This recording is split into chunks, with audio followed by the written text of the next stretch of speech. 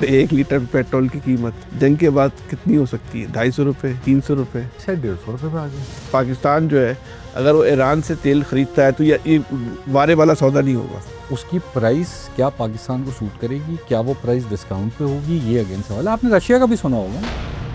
मुस्तकबिल में भी अच्छी उम्मीद है क्योंकि हमारे गैस के ज़खायर तो ऑलमोस्ट ख़त्म ही होते चले जा रहे हैं। आज आपको पता है ना कि इस कुएं के अंदर इतनी गैस है और उसमें अगर डेली इतनी निकालेंगे तो इतनी रह जाएगी। रिफाइनरीज को अपग्रेड होने की ज़रूरत है, बिकॉज मुल्क को अगर जंग होगी तो मुल्क में तेल की ज़रूरियात को यही संभालेंगे। मैंने तो अपनी आंखों से ना पाकिस्तान और ईरान के जो बॉर्डर है ना उस पर स्मगलिंग होकर देखी है। एक रफ एस्टिमेट के मुताबिक हाईएस्ट जो स्मगलिंग पहुंचती है वो 90 लाख से 1 करोड़ लीटर डेली पे जाता है। पाकिस्तान में जो है ना कोई भी काम जो है ना वो बगैर पहिए लगाए होता नहीं है। सर इस जो प्रोडक्ट है ना ऑयल कंपनीज की, उससे तो पहियों में जान आती है। ताकत की जोर की बदमाशी है। अब आप लोगों की बदमाशी चल गई। अब ओगरा को आप हमें आप जबरदस्ती बदमाश बना देते हैं। यहाँ की जितनी रेगुलेटरी अथॉरिटी है वही तो सारी 2 नंबरी को प्रोटेक्ट करती है। जिस फॉर्मूले के तहत वो प्राइस सेट कर रहे हैं रेगुलेटर का फार्मूला टेबल पे बैठ के आप लोगों ने बैठ के खुद वेबसाइट पे लग रहा है। हमारा फार्मूला नहीं है, ग्लोबल फार्मूला है। ऑयल कंपनियां जो है रेगुलेटरी अथॉरिटीज को पैसे नहीं देती होंगी। कम से कम हम नहीं देते। शहबाज शरीफ साहब जो सीने में पत्थर रख के आते हैं, उनका पत्थर भी आपने आवाम पे खींच के मार दिया। कंज्यूमर से स्मार्ट कोई नहीं हो सकता सर। कंज्यूमर अगर स्मार्ट नहीं होता तो ये कंपनीज जो कंज्यूमर प्रोडक्ट बेचती हैं ये अरबों रुपए इन्वेस्ट नहीं करती हैं। कंज्यूमर जितना भी स्मार्ट हो जाए ना वो कार्टेल से ज्यादा ताकतवर नहीं हो सकता। सर मैं कहता हूँ कार्टेल कुछ भी नहीं। अगर सारी कंपनियों को इख्तियार दे दिया जाए कि वो अपनी कीमतों का खुद तयन करें। ये हम सबके पास सेलफोन है। हाँ। आपको याद है ये रेगुलेटेड होता था। रेगुलेटर प्राइस अनाउंस करता था कि इनकमिंग कॉल के कितने पैसे होंगे, आउटगोइंग के कितने पैसे होंगे, एसएमएस के हाँ, मुकाबले की फजा पैदा हुई। रेगुलेटर ने डीरेगुलेट किया, उसके बाद आज किसको फ़ायदा हुआ? अल्टीमेट सारिफ को हुआ। सारिफ को हुआ। ऑयल में भी जब आप ये करेंगे ना तो फ़ायदा होगा। कितना होगा? बहुत होगा। ये जो इलेक्ट्रॉनिक गाड़ियाँ में इजाफा हो रहा है, इससे पाकिस्तान में तेल के इस्तेमाल में कमी आ रही है। असल इनकलाब जो आएगा ना वो ये जो करोड़ों मोटरसाइकिल्स है ना इलेक्ट्रिक पे चली जाएंगी। जब उसमें इलेक्ट्रिक आएगा हाँ, तो मुझे लगता है तेल की डायनामिक्स बहुत चेंज हो जाएंगी पाकिस्तान में। मुस्तकबिल के जो फ्यूल स्टेशन है वो जो है चार्जिंग स्टेशन में जो है तब्दील हो जाएंगे। टेक्नोलॉजी चेंजेस के साथ पाकिस्तान में भी तब्दीली है। हमारा प्लान ये है कि 10 से 12 साल में हम रोड फ्यूल से बाहर निकल के हम केमिकल्स में जाएंगे। आप ये कहना चाह रहे हैं कि दुनिया की तब्दील होती हुई सूरत-ए-हाल से ऑयल रिफाइनरियाँ अपना बिजनेस तब्दील करने पर गौर कर रही हैं। हाँ हो रहा है।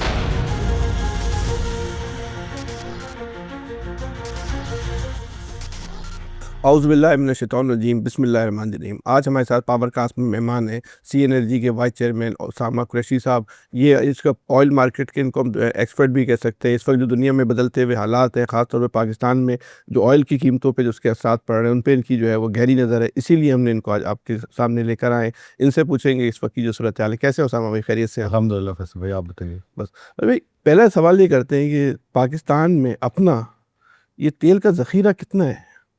ये कितना पाकिस्तान में इसकी ज़रूरत के मुताबिक जो है वो तेल पैदा होता है? अच्छा सवाल है आपका। एक देखें, तेल पैदा जो पाकिस्तान में होता है वो तो ज़रूरतों का कोई 10 to 15%। अगर क्रूड ऑयल की बात करें जो खाम तेल होता है हम ज़बान में, जिसको पाकिस्तान में मकामी रिफाइनरीज जो है वो रिफ़ाइन करके उसको फिनिश प्रोडक्ट में कन्वर्ट करती हैं, तो उसको अगर आप देखें तो 80% जो है वो इम्पोर्ट होता है और 20% जो है वो लोकल प्रोड्यूस होता है। अब आ जाए आप फिनिश प्रोडक्ट पे कि फिनिश प्रोडक्ट में जैसे डीजल है, डीजल 80% जो है 70 से 80% जो है वो पाकिस्तान में बनता है और 30% जो है वो इंपोर्ट होता है finish product as finish product. फिर आ जाएं आप पेट्रोल पे या गैसोलीन के ऊपर, जिसको हम आम ज़बान में पेट्रोल कहते हैं। सो पेट्रोल तकरीबन 70 से 80% इंपोर्ट होता है और 20% जो है वो मकामी रिफाइनरीज जो है वो उसको प्रोसेस करती हैं और बनाती हैं। तो हमारे पास अगर खाम तेल की मिसाल लें तो खाम तेल का 10 से 15 दिन का स्टॉक हर वक्त होता है पाकिस्तान में। एक स्टॉक वो पूरे मुल्क की ज़रूरत का नहीं, हाँ पूरे मुल्क की ज़रूरत का जो आप या मतलब आप रिफाइनिंग कैपेसिटी की बात करें तो, और इतना ही तकरीबन ऑन सीज होता है।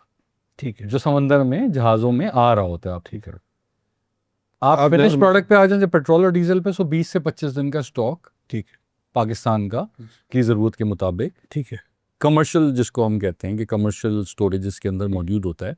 ये ऑयल मार्केटिंग कंपनीज के पास होता है। इनका ये बात जो आप कर रहे हैं डेटा की बुनियाद पे कर रहे हैं? जी बिल्कुल, ये डेटा। और ये तो मैं पूछना चाह रहा हूँ आपसे कि जो पाकिस्तान की जो ये तेल निकालने की इस्तेदाद है वो है ही इतनी कि हमारे पास मज़ीद तेल के ज़खायर हैं या हमारी इस्तेदाद नहीं है? देखें, अब जो आपने तेल निकालने की बात की, एक्सप्लोरेशन की बात की आपने कि हमारे यहाँ एक्सप्लोरेशन जो ऑयल एंड गैस की है, तो ऑयल एंड गैस में देखें एक्सप्लोरेशन कंपनीज जैसे पीपीएल, ओजीडीसी और दूसरी जो ये तो सरकारी कंपनीज हैं और जो दूसरी प्राइवेट प्लेयर्स हैं वो भी तेल निकालने की जो या तेल और गैस के ज़खायर की तलाश में जो है वो हमेशा जो है वो उसके ऊपर काम कर रहे होते हैं। बट ये कहना कि हमारे पास इतने प्रूवन ज़खायर हैं तेल के, ये मेरे पास नंबर नहीं है और आई डोंट थिंक कि हमारे पास ये इतनी तेल के पर्सपेक्टिव से, गैस ज़रूर हमारे पास पाकिस्तान में अच्छी खासी है और गैस निकलती है। गैस के एक होता है कि प्रोबेबल रिज़र्व कि ये फील्ड है, ये एरिया है, यहाँ पे इतने रिज़र्व एक्सपेक्टेड हैं और ऑब्वियसली जब उसको एक्सप्लोर किया जाता है, जब उसको वेल हेड या कुआं खोदा जाता है, उसके बाद पता चलता है कि उसके अंदर कितने रिजर्व्स हैं। जनरली हमारे यहाँ जितने भी एक्सप्लोरेशन होती है उसमें गैस ज़्यादा होती है और तेल कम होता है। एक इमरान खान के दौर में खबर चली थी कि पाकिस्तान में समंदर में के अंदर बहुत बड़ा तेल के ज़खायर मिलने का इम्कान है और बस पाकिस्तान की बस दुनिया में सबसे ज़्यादा तेल पड़ी नहीं होगी आपने खबर अली जादी, वो क्या कहानी थी?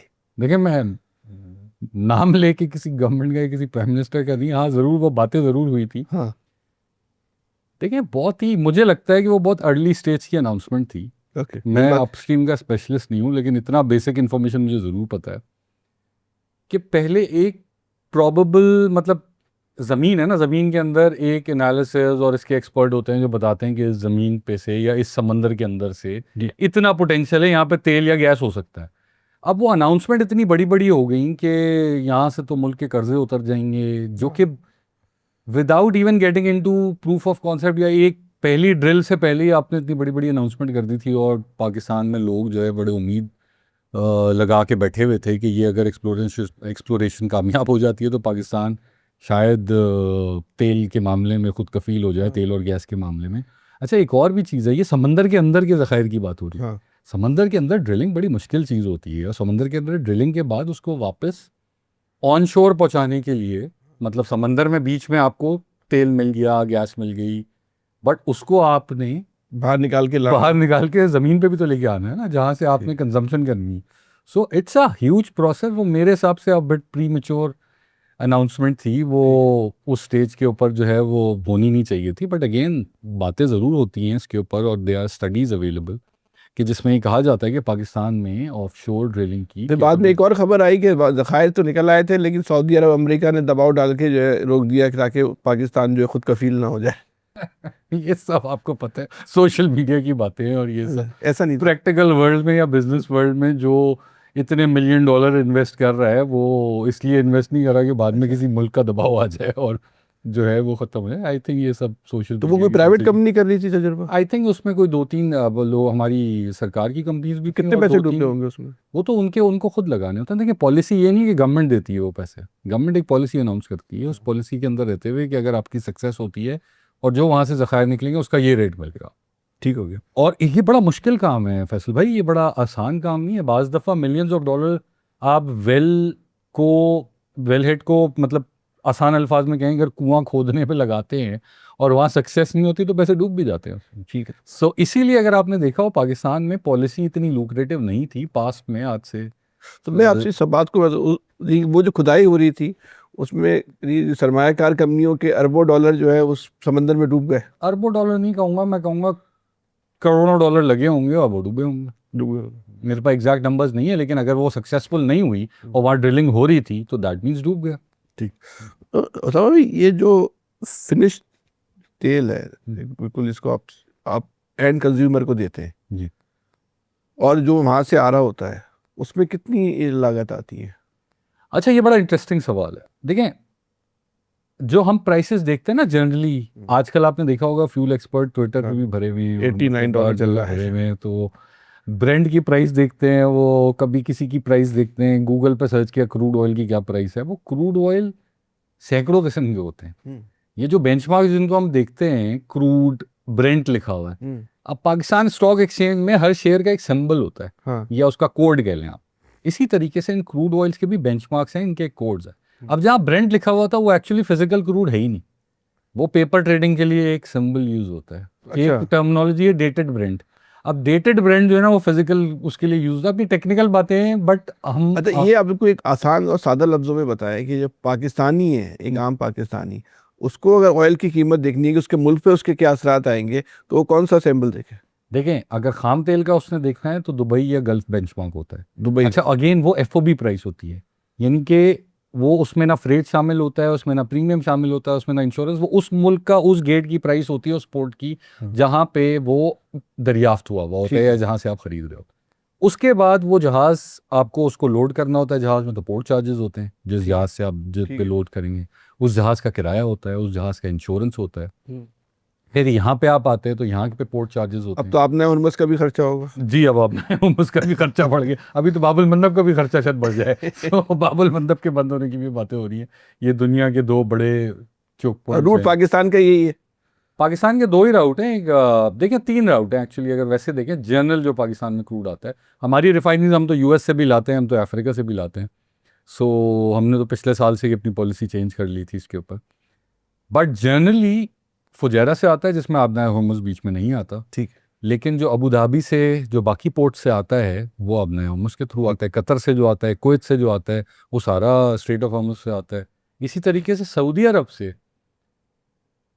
पहले जो जिस पोर्ट से आता था वो पोर्ट आबना हुर्मुज़ से आती थी। फिर जब आबना हुर्मुज़ डिस्टर्ब हुआ तो सऊदी अरब ने रेड सी से देना शुरू कर दिया, जो दूसरी साइड है सऊदी अरब की। वहाँ से आते हुए अब जो है वो बाबुल मंदब का इशू आ गया है। तो क्योंकि उसके रास्ते में बाबुल मंदब, वो आप देख ही रहे होंगे पॉलिटिकल जो उसके ऊपर डेवलपमेंट्स हो रही हैं कि वहाँ पे भी जो है वो डिस्टर्बेंस आ गई है। उन्होंने थ्रेट किया हुआ है कि हम ऑयल कार्गोज नहीं गुजरने देंगे, तो वहाँ से भी फ़्लो कम हो गया है। सो आपकी वही वाली बात को मैं कंटिन्यू करूँ कि पाकिस्तान में जब वो पहुँचता है तो पाकिस्तानी पोर्ट के चार्जेस हो गए, फिर पाकिस्तानी पोर्ट से अगर वो खाम तेल है तो रिफाइनरीज तक उसने जाना है, फिर रिफाइनरी ने प्रोसेस करना है, उसको प्रोसेस करके फिनिश प्रोडक्ट बनानी है। ये खाम तेल का प्रोसेस होगा। अब आ जाए फिनिश प्रोडक्ट पे। फिनिश प्रोडक्ट का प्रोसेस भी वही है, जो प्राइसेस देख रहे होते हैं आप जनरली गूगल पे या इंटरनेट के ऊपर, वो प्राइसेस वो होती हैं जो वहाँ के पोर्ट के ऊपर होती हैं, वहाँ के उस पर्टिकुलर शहर में होती हैं। उसके बाद यही प्रोसेस वहाँ पे भी है कि जहाज़ का किराया, इंश्योरेंस के प्रीमियम्स आपको पता है, जहाज़ के किराए आपको पता है। ये जंगी सूरत हाल में जो पिछले 3-4 महीने से बढ़े हुए हैं, मैं एक मिसाल के तौर पे आपको कहूँ, जो $8 लाख होता था एक जहाज के। एक जहाज़ का किराया फुजैरा से, हाँ। वो लोगों ने $70 लाख तक पे किया। और जो आबना हुर्मुज़ के पीछे जो अबू धाबी इधर से आता था, इधर मतलब 7-8 टाइम्स का इंक्रीज आया। मतलब हुआ क्या कि एक फ्लीट है ना जहाज़ों की। अब जैसे अब कराची में आपने 1000 बसें करनी हो तो, और कराची की कैपेसिटी 500 बसों की हो, तो 500 बसेस अगर कहीं और से लाएंगे, तो यहाँ इशू ये हुआ कि अगर एक 500 जहाज़ों की फ्लीट थी लेट से, जो उस एरिया में काम करती थी, उसमें से 250 ने काम करने से इनकार कर दिया कि हम नहीं आएंगे, हम रिस्क नहीं करेंगे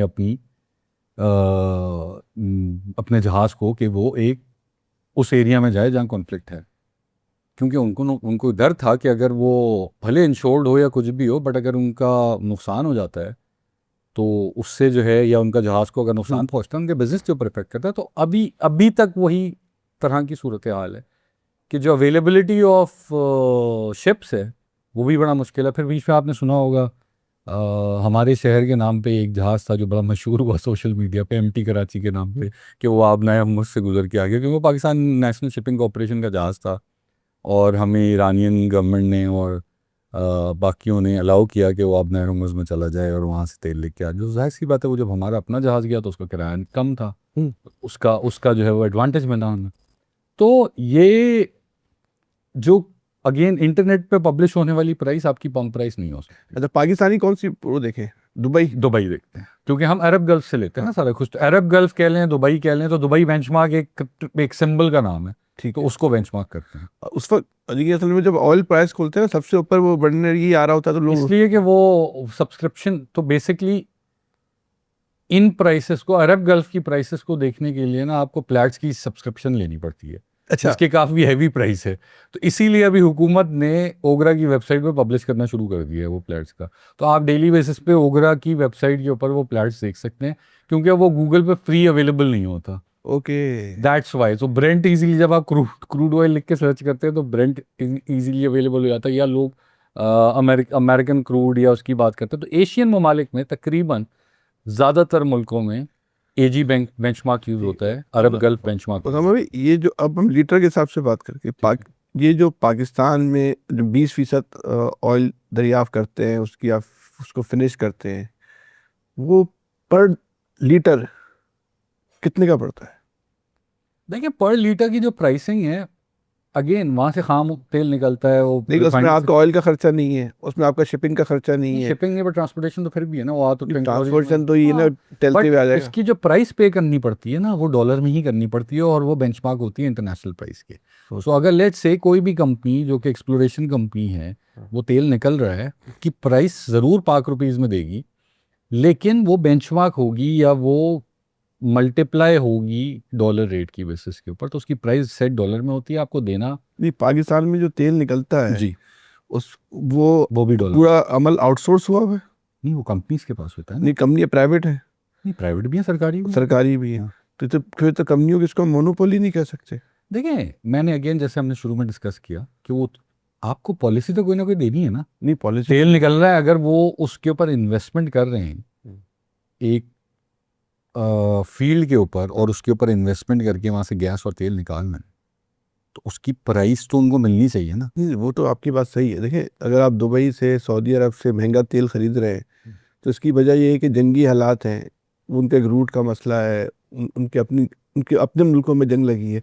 पाकिस्तान तो पूरा अमन मुल्क है, तो ये तो भी कंपनियों की लूट मार नहीं हुई? नहीं, ऐसा बिल्कुल भी नहीं। देखिए, इस चीज़ को समझें, इवन सऊदी अरब में जो तेल निकलता है, उसकी एक प्राइस सेट होती है। सेट है उसकी प्राइस वही एजी जो बेंचमार्क मैं आपको बता रहा हूँ। आपकी बात, इस बात को इसको समझें कि सऊदी अरब जो है, हम्म, वो तेल जो है एक ओपन मार्केट में बेच रहा है। ठीक है। ठीक है, उस ये बाजार लगा के तेल बेच रहा है कि दुनिया आए और हमसे तेल खरीद ले, ये हमारी चीज़ है, हम ये 500 की देंगे, 1000 की देंगे, 2000 की देंगे, बात समझ में आ गई, जिसको लेना ले, नहीं लेना अपने घर जाए। लेकिन जो आपका 20% तेल निकल रहा है, इस पे तो हुकूमत पाकिस्तान का कंट्रोल है, ये तो बाजार में नहीं बिक रहा। हाँ, तो ये तो हुकूमत पाकिस्तान की पॉलिसी के तहत ही बिक रहा है। हाँ, तो हुकूमत पाकिस्तान ने वही पॉलिसी रखी हुई है जो बाकी तेल। तो ये पॉलिसी तो नाजायज़ नहीं है कि अब ये पाकिस्तान, ये तो उसकी अपनी कौम को, उसकी अपनी फैमिली को तेल जा रहा है ना, उसको आप दुनिया के रेट से क्यों दे रहे हैं? इसलिए कि सर, उस तेल की जो भी कमोडिटी है, चाहे वो अगर पाकिस्तान से सोना निकला है, तो सोने की प्राइस भी तो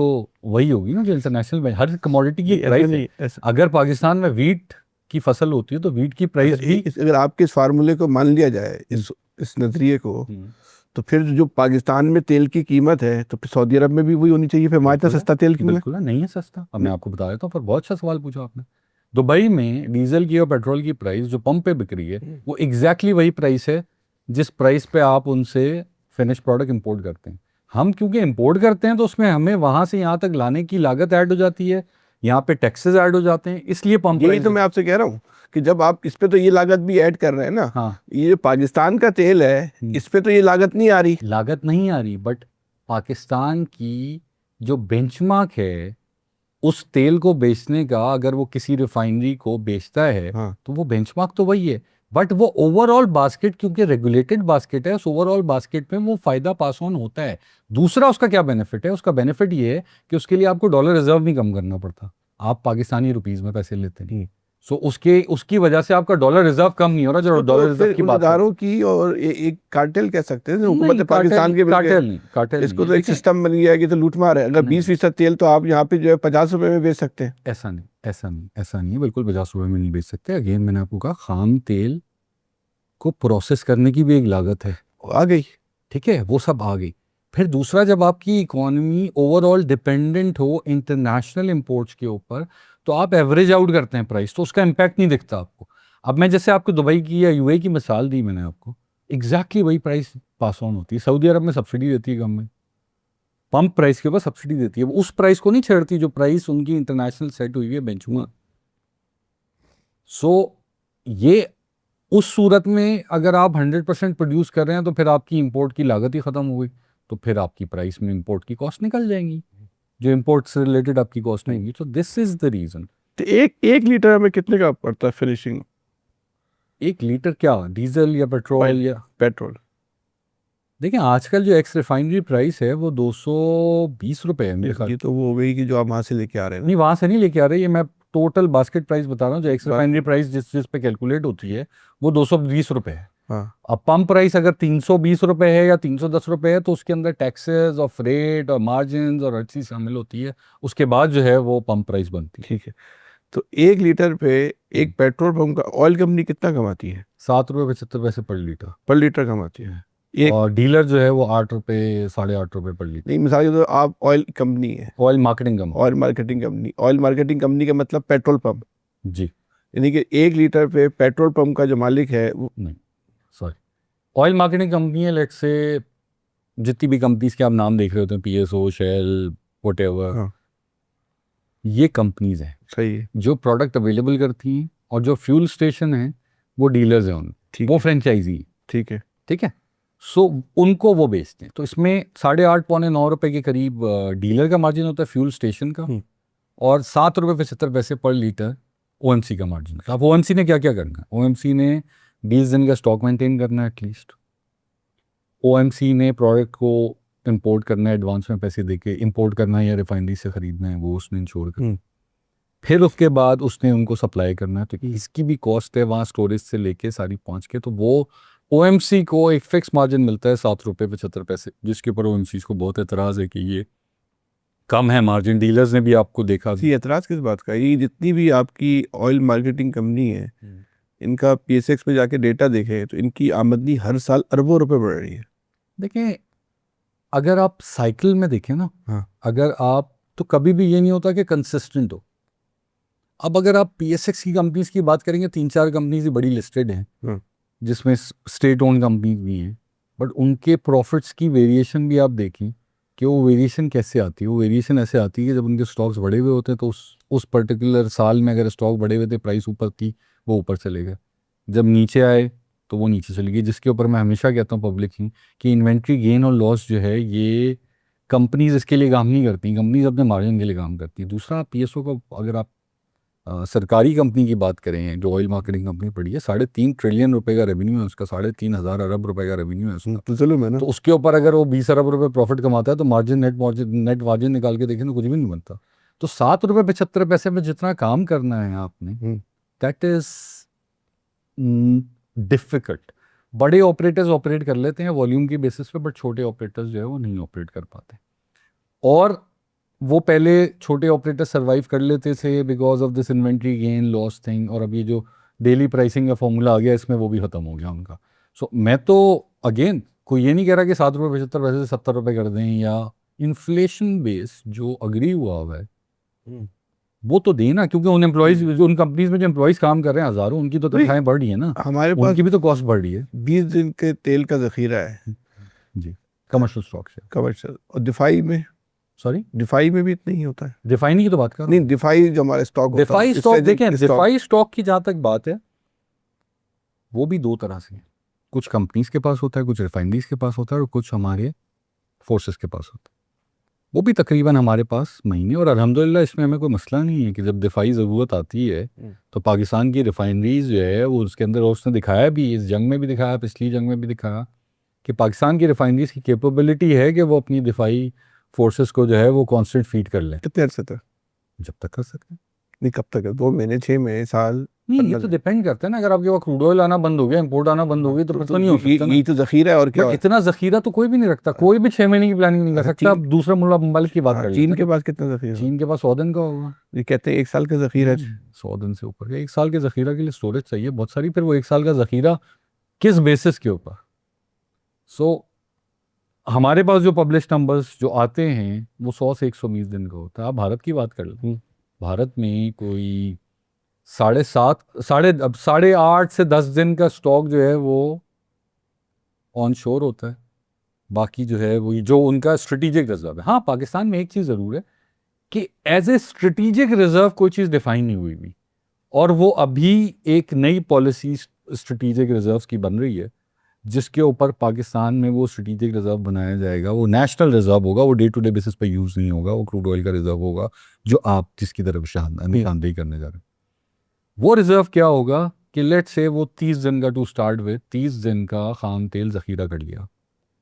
कोई जंग की सूरत हाल हुई या कुछ समंदर, या जैसे आजकल कॉन्फ्लिक्ट है, रास्ते बंद हैं, कुछ है, तेल नहीं आ पा रहा, तो हुकूमत पाकिस्तान उसको रिलीज़ करेगी to the refineries. But Faisal भाई कहीं पे भी दुनिया में ना आप 1 साल का कवर लेके नहीं चल सकते, वो भी उस कमोडिटी का जिसकी प्राइस में इतनी वॉलेटिलिटी है कि जिस प्राइस पे रोजाना इतनी तब्दील आती है, इतनी बढ़ाओ उतार उतार चढ़ाव आता है उसके अंदर, तो वो आप कभी भी उसको, अनलेस कि आपके पास इतने डॉलर हों कि आपको फ़र्क नहीं पड़ता, आप कहें कि मुझे 100 दिन का रखना है तो मैं 100 दिन का रख लूँ, मुझे 90 दिन का रखना है तो मुझे 90 दिन का रख लूँ। सो इसी तरीके से हमारे पास ये नहीं है जो बाकी मुल्कों में है कि स्ट्रेटेजिक रिजर्व नहीं है, हमारे पास कमर्शियल रिजर्व्स जो ऑर्गेनाइजेशंस के पास हैं, रिफाइनरीज के पास हैं, और जो ऑयल मार्केटिंग कंपनी है वो हैं, बाकी मुल्कों में हैं। इंडिया में कभी 10 दिन का रिजर्व होता है, कभी 15 दिन का रिजर्व होता है, बट उनका ऑन सीज होता है क्योंकि इतना बड़ा मुल्क है, इतनी कैपेसिटी है, इतना सारा कुछ है, कंजम्पशन भी बहुत ज़्यादा है ना। सो किसी के इसी तरह चाइना 100-120 दिन कर लेता है, बड़ी बात है, उसके पास बड़ी स्टोरेजेस हैं, बहुत रिच इकॉनमी है, वो कर लेते हैं, और दुनिया की हर जगह से वो तेल लेते हैं। मतलब वो कोई ऐसा तेल नहीं है जो वो नहीं छोड़ते, उनके पास रिफाइनरीज भी अच्छी खासी हैं, उनके पास कैपेसिटी बहुत ज़्यादा है। और ये अमेरिका और ईरान की जो जंग बंद हो जाए, जी, और ये तो उसके बाद तेल की कीमतें कहाँ पर आ जाएंगी? इस वक्त तेल की आज की तारीख में जब हम आपसे गुफ्तगू कर रहे हैं, तेल की कीमत जो है मेरा ख्याल है 300। नहीं मैं आपको बता देता हूँ, खाम तेल की कीमत इस वक्त तकरीबन $100 के लगभग है, और हाँ, उसके बाद प्रीमियम ऐड कर लें, प्रीमियम बहुत बड़े हुए हैं, अगेन वही फ्रेट और इंश्योरेंस की जो वजह बता रहा हूँ, तकरीबन लैंडेड कॉस्ट को $130-140 के बिटवीन ठीक। होगी। जो डीजल की प्राइस है फिनिश प्रोडक्ट की, एफओबी अगेन उन्हीं कंट्रीज में 160-160 पर बैरल की है। गैसोलीन 115 या $116 जो है वो उसकी प्राइस चल रही है ऑन एवरेज। जब आपने देखा था, अच्छा देखिए एक चीज़ बड़ी डिपेंडेंट है फैसल साहब, अगेन टेक्निकल गुफ्तगू हो जाएगी, लेकिन खाम तेल की प्राइस तो फ़ौरन गिर जाती है। अभी क्या हुआ हुआ है, अभी जब जंग हुई तो इसमें जो रिफाइनरीज हैं इन मुल्कों में, उनको भी आपने खबरें देखी कि उनके वो भी इफेक्ट हुई, वो बंद हुई, तो उसकी वजह से उनकी भी, उनके पास भी तो स्टोरेज अपनी, या उनके पास जो स्टॉक्स थे वो भी तो कम हुए ना, वो भी तो डिप्लीट हुए। ठीक है। ठीक है, तो उसकी वजह से खाम तेल तो निकल रहा है फील्ड में से, वो तो जा रहा है, वो तो फौरी के तौर पे आप एक्सपोर्ट कर सकते हैं, वो ममालिक सऊदी या यूएई या कुवैत या कतर, कोई भी आप मिसाल ले लें ऑयल प्रोड्यूसिंग कंट्री की, कि खाम तेल तो फ़ौरन प्रोडक्शन बढ़ा के वो एक्सपोर्ट करना शुरू हो जाता है। बट रिफाइनरीज को पहले अपने स्टॉक्स मीटअप करने हैं उन्होंने, फिर उसके बाद रिफाइनरीज को रैंप अप करना है, फिर उसके बाद सप्लाई शुरू करनी है, तो इसीलिए फिनिश प्रोडक्ट की प्राइस अभी आपने देखा 68 या $70 तक आ गई थी क्रूड की प्राइस, जो कि हाँ, $70, और 68। प्रीमियम भी इवन गिर के, बड़ी इसके ऊपर खबरें चली थी कि सऊदी अरामको ने जो है वो प्रीमियम $2 नेगेटिव कर दिया और इस तरह कर दिया, बट वो आगे के महीनों के लिए, अगस्त के चंद कार्गोस पाकिस्तान ने लिए हैं उस प्राइस के ऊपर जो आए हैं, बट अगेन वो सस्टेन नहीं कर सका, फिर दोबारा से जंग शुरू हुई। तो ये कितनी ताजे अगर आज झुक जाती है तो कहाँ तक आ जाएगी सॉरी दोबारा। कीमतें, तेल की, ऑयल की कीमतें? अगर जंग बंद हो जाए, दुनिया पूरा बंद हो जाए, तो कहाँ तक आ जाएगी? देखिए कोई चीज़ इस तरह स्पेसिफिक प्रिडिक्ट करना, बट हम तो $150 से $70 देख ली ना हमने। हाँ, $150 के हाई से $70 का लो इन्हीं 3 महीने में, 4 महीने में देख लिया, देख लिया। पिछले 5 महीने में।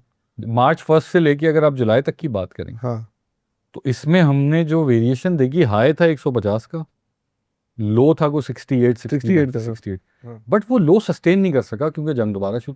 शुरू नहीं, हुई। अगर जंग नहीं रुकती तो ये लो आपके ख्याल में 50 से भी नीचे आ जाता? नहीं 50 तो नहीं जाता, देखें जंग से पहले क्या था, 60s में था ना, हाँ, उधर ही आ जाता, क्योंकि 50s में जाने का मतलब ये है कि डिमांड सप्लाई पर्सपेक्टिव से अगर बात नहीं, करें, इसकी वजह ये भी है ना कि कैसे जब रुकेगी और जो माहिदा होता है, तो जब ईरान का तेल भी मार्केट में आ जाएगा तो उसका असरात हो इम्पैक्ट। सकते हैं, बिल्कुल उसका इम्पैक्ट होगा अगर हाँ, ईरान के ऊपर सैंक्शन हट जाती है। हाँ। और ये जब प्राइस 60s में वापस आई थी 150 से गिर के, तो वो क्यों आई थी, उस वक्त ईरान पे से सैंक्शन हट गई थी, ईरान पे से सैंक्शन हटी हुई थी, तो उनके जो है वो मॉलिक्यूल्स मार्केट में थे। अगर एक पाकिस्तानी ये जानना चाहे, आप बिल्कुल आसान जबान में, डॉलर तो उसकी समझ में नहीं आता है, तो आप बड़े लोगों की जबान है, लीटर है 1 लीटर पेट्रोल की कीमत जंग के बाद कितनी हो सकती है? 250 रुपये, 300 रुपये, देखिए 200 आप रुपये? मुझसे वो सवाल पूछ रहे हैं, मैं आपको वो प्राइस बता सकता हूँ जो बगैर टैक्सेस के हैं।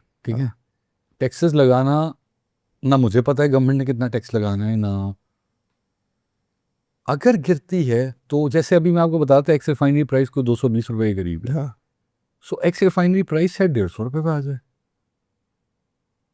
पास में जैसी थी। सो अभी तो फैसल भाई ये चीज़ बड़ी ज़रूरी है रियलाइज़ करना कि इस पूरी जंगी सूरत हाल में पाकिस्तान में तेल की ख़रीदने पे जंग नहीं हुई कि पंप्स पे जंग हो रही हो, वरना हमने यहाँ देखा है पाकिस्तान में कैसे कैसे क्योस, कैसे कैसे क्राइसिस होते हैं। तो यही ऑयल कंपनीज जिनको लोग विलन बना के पेश करते हैं, अच्छा, यही कोविड में ये कीमतें कहाँ तक आ गई थी? कोविड में तो कीमत कोई $30 तक आ गई थी oil $30? की। भाई डिमांड ही खत्म हो गई थी ना ग्लोबली। आज डिमांड नहीं खत्म हुई, आज सप्लाई का मसला है ना, इसलिए प्राइस ऊपर जा रही है। कोविड में तो खैर तबाही थी ना, मतलब कोविड में तो दुनिया बंद पड़ी थी, तो फ्यूल कंज्यूम ही नहीं हो रहा था। स्टोरेज मतलब एक एक पीरियड तो ऐसा था कि जिसमें यूएस में आपको क्रूड नेगेटिव में मिल रहा था, मतलब आपको पैसे दे रहे थे कि अगर आप क्रूड ले लें तो। ये तो लोग ये भी कहते हैं कि उस वक्त पाकिस्तान ने एक टेक्निकल गलती की, जब इतने सस्ता तो फ्यूचर ट्रेडिंग कर लेता, उसको खरीद कर हेज कर सकते थे। कर सकते। हेजिंग देखें, अब इट ऑल डिपेंड्स कि पाकिस्तान में हेजिंग इतनी पॉपुलर है नहीं, उसको हेजिंग कहते हैं। आई डोंट नो दुनिया में कितने मुल्कों ने की उस वक्त हेजिंग और कितने अरसे वो चली हेजिंग, बट जिस वक्त आप सोच रहे हो दुनिया तबाह हो रही हो मतलब कोविड के वक्त ऐसा लग रहा था कि क़यामत आ गई है और क़यामत आने वाली है, क़यामत की वो शक्लें आ रही हैं जो नहीं है, कि कुछ खुलेगा ही नहीं दुनिया में। मतलब कभी आपने सोचा था वो शहर, वो मुल्क जिनमें पावर रखने की जगह नहीं होती, खाली पड़ी हुई थी, वो सड़कें जिनके ऊपर एक एक घंटा ट्रैवलिंग में लगता था, गाड़ी नहीं है वो उस सड़क के ऊपर होती थी, टूरिस्ट इतना होता था ऐसे ऐसे मुल्कों में, तो उस वक्त तो सिचुएशन ही अलग थी। जहाज़ ग्राउंड हो गए, समंदर में जो जहाज़ थे जितने, ऑयल टैंकर्स जिनको कहते हैं, वो भी फुल थे तेल से। प्रोडक्शन डाउन करने के बावजूद जो बेर मिनिमम प्रोडक्शन होती है उसके ऊपर ऑपरेट करने में भी गुजारा नहीं हो रहा था। सो वो तो हालात ऐसे थे, वो तो क़यामत की निशानियाँ थी, तो वो तो समझ लें कि वो वाला दौर तो वापस जंग के बाद नहीं आएगा, क्योंकि अभी दुनिया तो चल रही है ना। हाँ, डिमांड तो वैसी ही है ना। नहीं उस वक्त पाकिस्तान चाहता था 10 साल की तेल की जरूरत खरीद सकता। देखिए 10 साल की हेजिंग का मुझे नहीं पता, अपॉर्चुनिटी हो सकती है नहीं हो सकती, बट उस वक्त कौन रिस्क लेता है ये, अच्छा, नहीं ऑल ओवर मुल्कों ने तो लिया।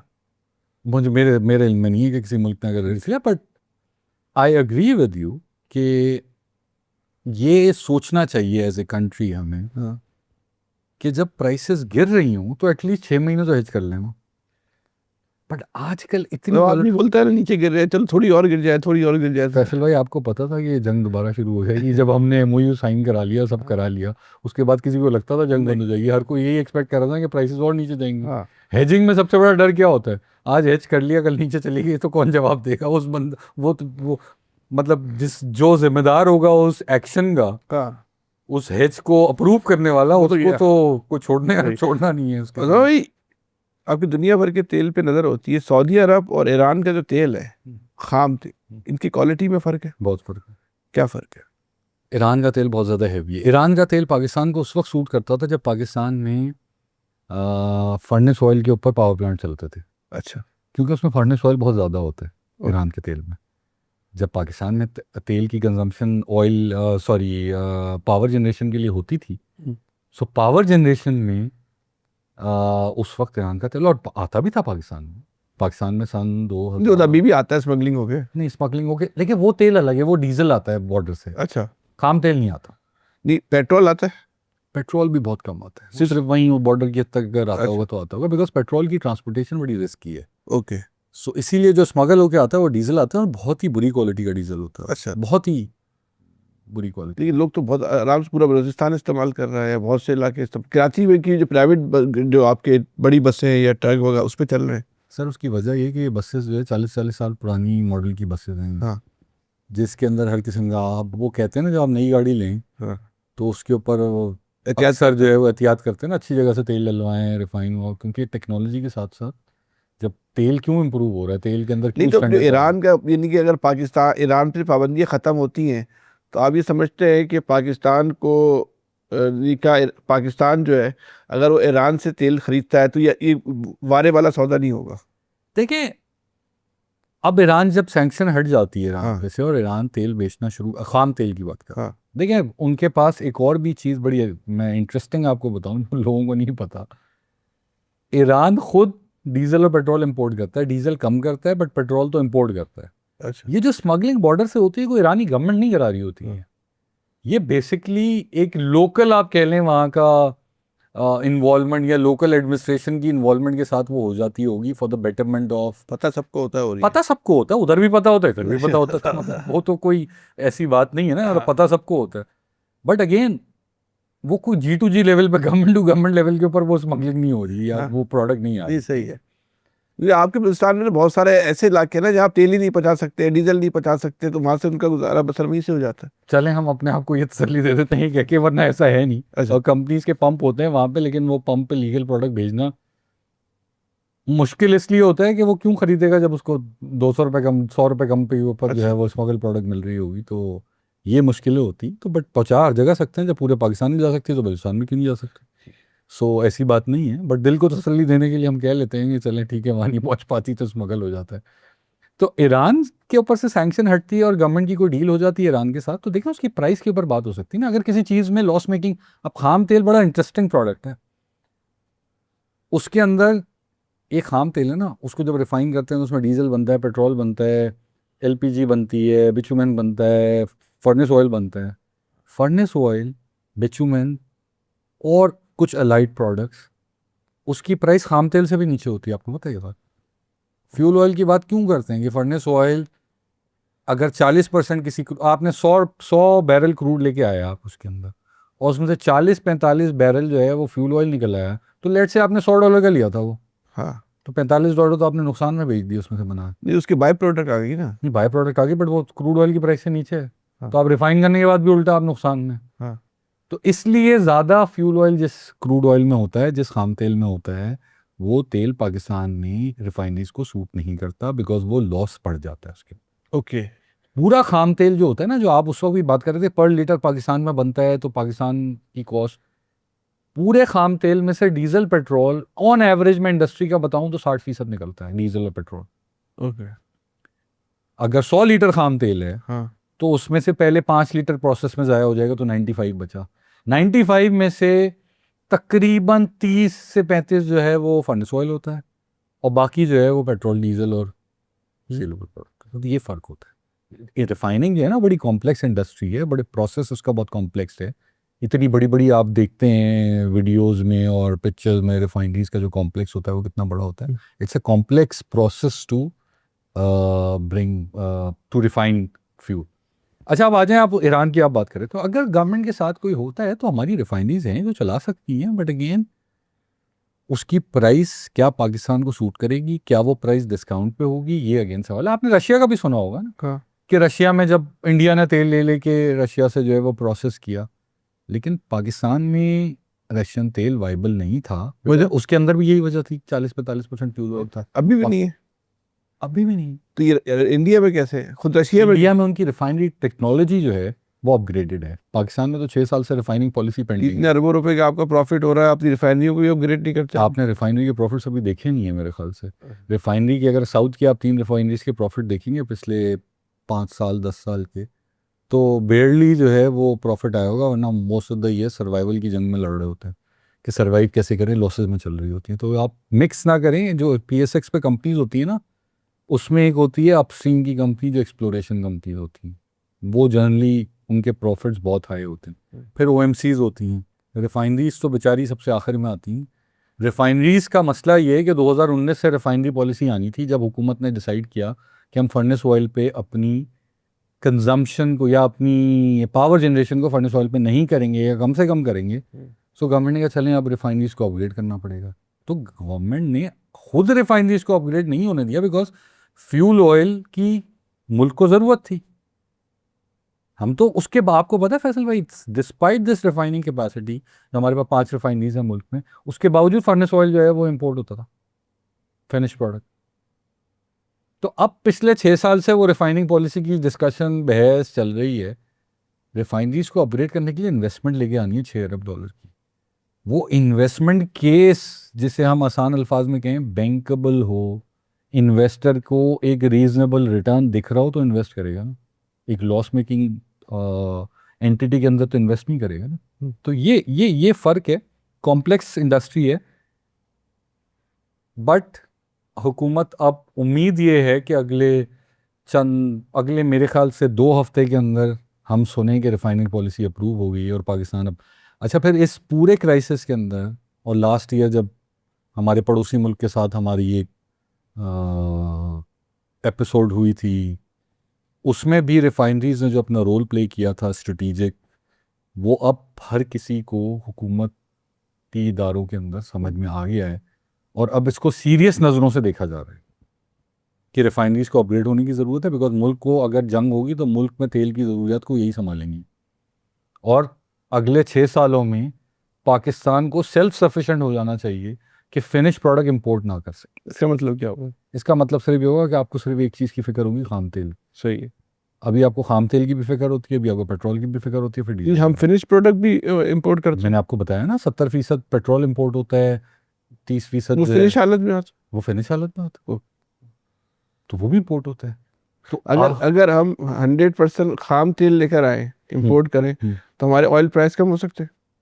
बिल्कुल फर्क पड़ेगा। ऑयल प्राइस तो थोड़े कम होंगे, ऑयल प्राइस भी थोड़े से कम होंगे, लेकिन उसका जो मेजर बेनिफिट होगा जो आपके रिजर्व को हिट पड़ती है ना, अभी आपको देखें महंगा तेल होने का सिर्फ हम एक चीज़ देखते हैं एज ए कंज्यूमर, हम भी तो कंज्यूमर है ना सारे, हम देखते हैं हमारी पॉकेट पे क्या फ़र्क पड़ा है, बट एज ए कंट्री हमें कितना डैमेज होता है, क्योंकि हमारे जो डॉलर के रिजर्व्स हैं जिसके ऊपर मुल्क खड़ा हुआ है, जिस पर हम कहते थे बैंकरप्सी हो जाए, वो पाकिस्तान बैंकरप्ट हो जाएगा, ये सब हो जाएगा, वो रिजर्व्स को भी तो हिट करता है ना हाई ऑयल प्राइस।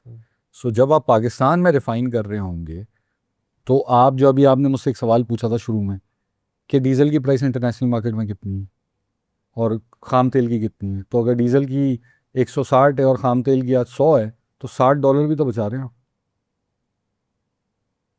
तो लोकल इंडस्ट्री लगती क्यों है?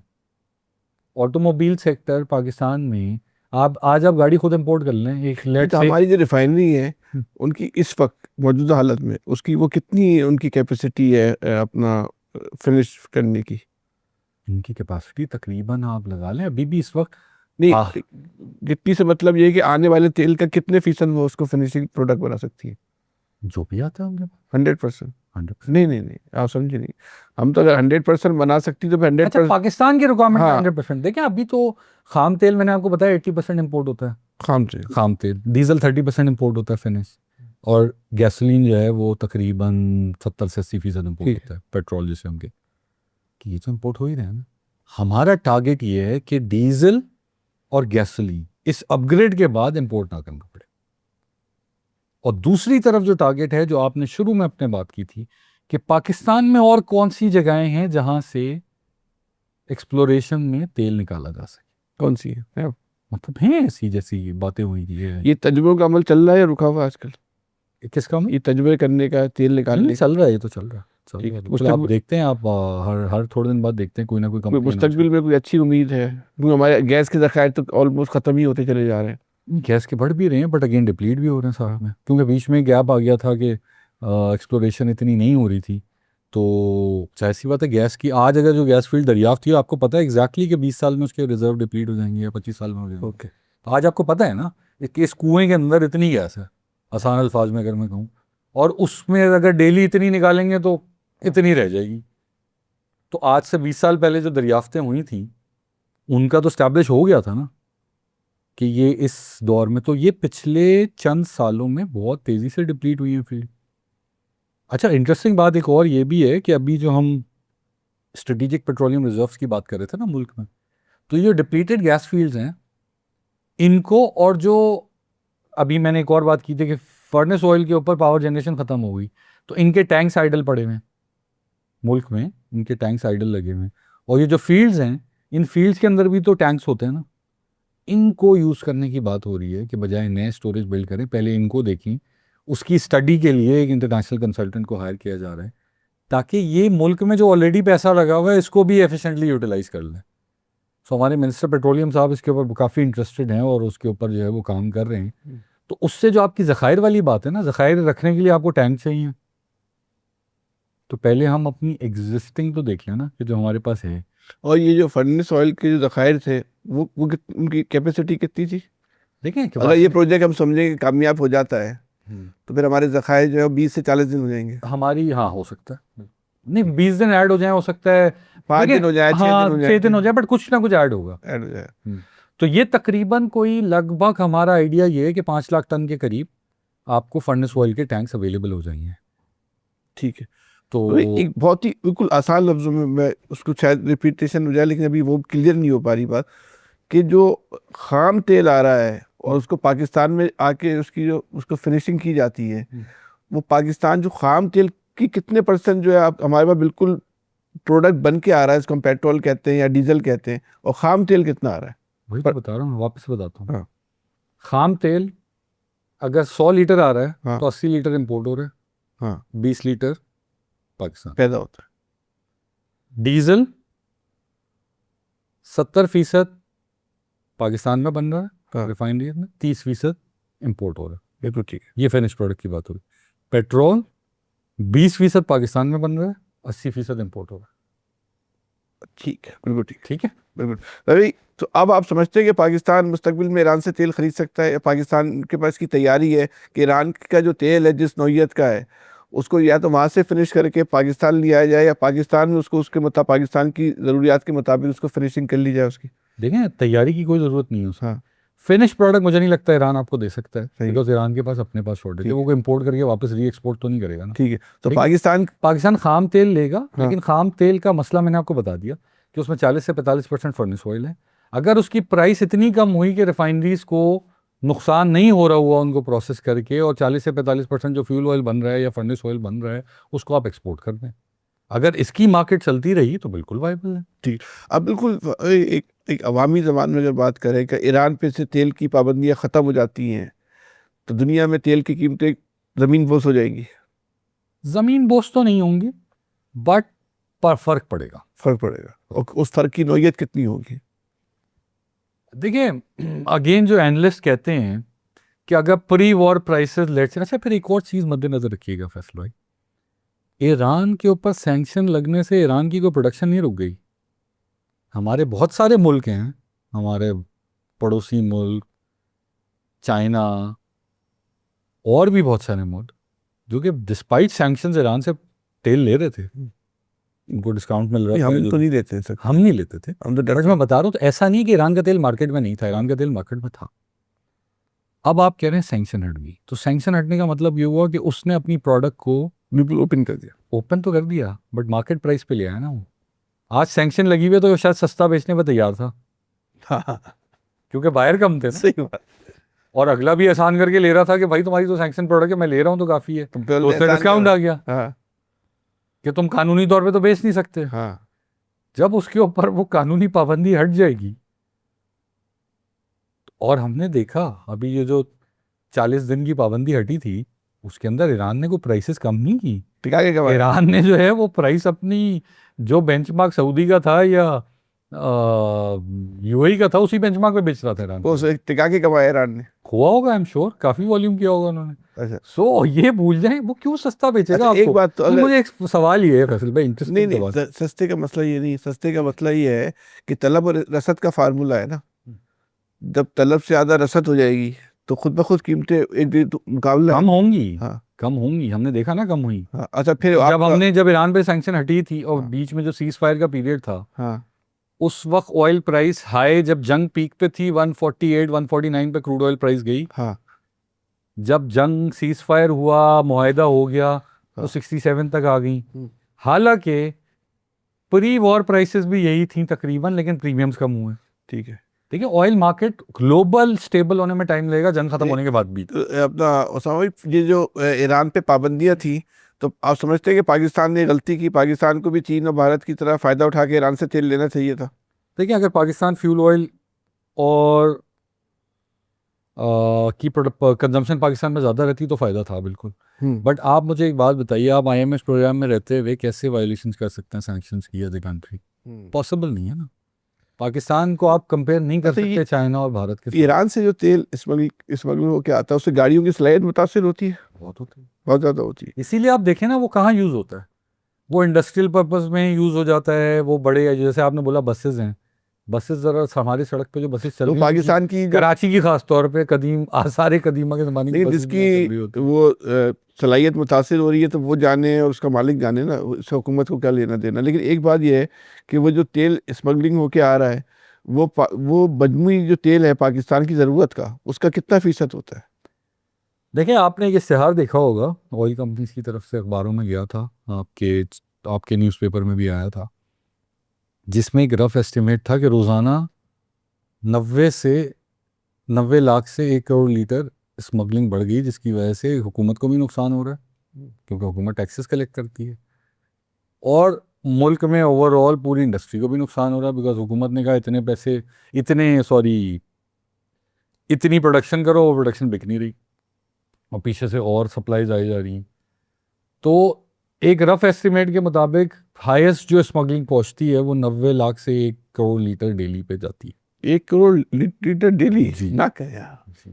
अच्छा, आपने देखी होंगी ना, और ये आपकी सोशल मीडिया पे वीडियोस घूमती रहती हैं, हाँ, और ये देखिए और कैसे आता है। आपकी पाकिस्तान की मजमूई जो ज़रूरत है उसका कितने फीसद बना? ये तकरीबन 25 से 30% भी हो चुकी है एक ज़माने में। 30%? जी, एक ज़माने में ये भी जा चुकी है। 30% जो है, बिकॉज पाकिस्तान में अच्छे पीक के ऊपर, में टन्स में याद रहता है नंबर, हम लोगों को लीटर्स में याद नहीं रहता है, या बैरल्स में। हाँ, सो 25,000 टन लेट से पाकिस्तान की डीजल की कंजम्पशन है आज। इसमें सिर्फ डीजल है, पेट्रोल नहीं है। पेट्रोल नहीं आता सर, पेट्रोल बहुत रिस्की प्रोडक्ट है, बलूचिस्तान में भी नहीं आता। बहुत कम आता होगा, मेरे इल्म में नहीं है, अगर आता होगा थोड़ा बहुत आता होगा। और कौन कौन सी ऑयल की प्रोडक्ट बस आती यही है? आती डीजल। है, डीजल और पेट्रोल। तो डीजल तो का डीजल का मैं आपको बता रहा हूँ कि अगर 25,000 टन लेट से आज की खपत है, तो अगर 8-9 हज़ार टन इम्पोर्ट हो रहा है, तो आप 33%, 34% जो है वो हाई भी गया है डीजल। अच्छा, तो इसका मतलब आपका तो 33% प्रॉफिट जो है स्मगलिंग खा जाती है। प्रॉफिट का कहना चाहिए, देखिए हमारा क्या, गवर्नमेंट का प्रॉफिट है, हमें तो वही मिलना है जो पर लीटर मिलना है। गवर्नमेंट का जो टैक्स रेवेन्यू का नुकसान है वो भी तो नुकसान है ना। उसमें गवर्नमेंट की दूसरी फिर उसका नुकसान ये होता है ना, गवर्नमेंट का टारगेट अगर पूरा नहीं होता तो फिर यहाँ बढ़ गई होती है। तो गवर्नमेंट ने टारगेट अगर किया हुआ है, भाई ये जो रोजाना की बुनियाद पे तेल की कीमतों का तयन होता है, हो रहा शुरू हो गया 3 दिन से, अब तो लाठी खुल गई आपकी तो। ये आप बहुत बहुत आपने ऑपोजिट बात की है। अच्छा। जब हफ्ते में या 15 दिन पे तयन होता था, हाँ। सो तमाम लोग ऑयल कंपनीज के ऊपर इल्ज़ाम लगाते थे कि इनके पास तो पहले से प्रोडक्ट पड़ी हुई थी, अरबों कमा गए, जिसके ऊपर हम हमेशा कहते थे कि जब गिरती है ना, तब भी ये जीरो सम गेम है। अच्छा, मैं एक सिंगल मिसाल दिखा देंगे जिसमें गिरी हो और अगले बता दिन। देता हूँ, बिल्कुल बता देता हूँ। आपने उस वक्त बोला 78 अरब रुपए का प्रॉफिट हो अरे गया। 20 दिन का तो आपके जखायर है, तो तो जखायर 20 दिन के हैं, वो डिप्लीट भी तो, उसको रिप्लेस भी तो करना है। अगर 20 दिन का जखायर है हाँ और 15 दिन के रह गए, तो 5 दिन का मैं आज की प्राइस पर रिप्लेस करूंगा ना। हाँ। ये भी तो समझे ना।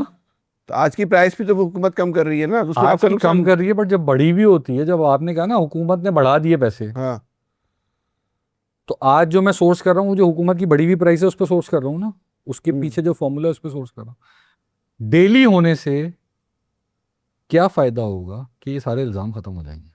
आपके ऊपर से। हमारे ऊपर से भी, हाँ। जो होर्डिंग करते थे। एक इस पूरी क्राइसिस में एक नई चीज मुझे पता चली, बड़ी इंटरेस्टिंग। वो क्या? कि अब हमने सुना होगा ना, इन्वेस्टर आ जाते हैं टू इन्वेस्ट जब कोई कमोडिटी शॉर्ट हो रही होती है, लाइक गंदम शॉर्ट है, शुगर शॉर्ट है, या तेल की शॉर्टेज है, जो हाँ। पकाने वाला तेल है, तो उसमें इन्वेस्टर आके जो है वो ज़ख़ीरा अंदोज़ी शुरू कर देते हाँ। हैं, और वो हाँ। गोदाम भर जाते हैं उससे। तो तेल में भी आना शुरू हो गए थे। सो तेल में भी जो है वो, जब गवर्नमेंट ने सब्सिडी दी तब भी ज़ख़ीरा अंदोज़ी बढ़ गई, क्योंकि सबको पता था कि हुकूमत के अंदर इतनी सख्त तो है नहीं कि वो सब्सिडी को लंबा चला सकें, और कभी ना कभी वो नीचे आएगी। उस वक्त भी ज़ख़ीरा अंदोज़ी बढ़ी। उसके बाद जब हुकूमत प्राइस को एक हफ्ते बाद अनाउंस करती थी, तो लोग इंतज़ार करते थे। जुम्मे को अनाउंस होती थी प्राइस, मंगल बुध जुमेरात से, या बुध जुमेरात जुम्मे को सेल ही नहीं होती थी वन चीज़ की। अरे वो जुम्मे को नहीं करेगा, हफ्ते की सुबह कर लेगा। नहीं करेगा ना, बाद में लेगा ना। हफ्ते की जब सुबह बाद 12 में बजे लेगा का। ना, बाद में लेगा। जब बढ़ रही होती थी तो पहले लेगा, हाँ। ज़्यादा से ज़्यादा लेगा। जब कम हो रही होगी तो नहीं लेगा। हाँ। तो इनकंसिस्टेंट सप्लाई चेन चल रही थी। देखें फैसल भाई, एक चीज़ बड़ी, इस चीज़ को हर किसी को रियलाइज करना बहुत ज़रूरी है कि ये वो प्रोडक्ट, आप तो घर से निकले एज ए कंज्यूमर, पंप के ऊपर गए और पंप से तेल डलवा लिया। उस पंप तक तेल पहुंचाने का प्रोसेस, वो जो तेल आप डलवा रहे हैं, या तो वो पाकिस्तान की रिफाइनरी से आया होगा, या किसी अरब मुल्क से आया होगा, या किसी मुल्क से आया होगा जो आपकी टैंक में जा रहा है उस व्हीकल के। उसके पीछे प्रोसेस की मैंने आपको पूरी एफर्ट्स और टाइम बता दिया कि टाइम भी कितना लगता है ना उसमें, जहाज़ आने में ही, मतलब जहाज पे लोड होना है, आना है, इसका पूरा नहीं, प्रोसेस। ईरान से जब आएगा तो डेल्टा आ जाएगा, तो पैदल का ऐसा रास्ता। कुछ नहीं है सर, ऐसा कुछ नहीं। बाय पैदल रोड। के रास्ते से तो स्मगल वाला आता है। ये वाला नहीं आएगा, ये वाला जहाज लोड होके ही आएगा। कि जो है क्यों वो बाय रोड नहीं आ सकता है? कैसे आएगा बाय रोड? बाय रोड कैसे आप लेके आएंगे इतनी बड़ी क्वांटिटीज को? अच्छा।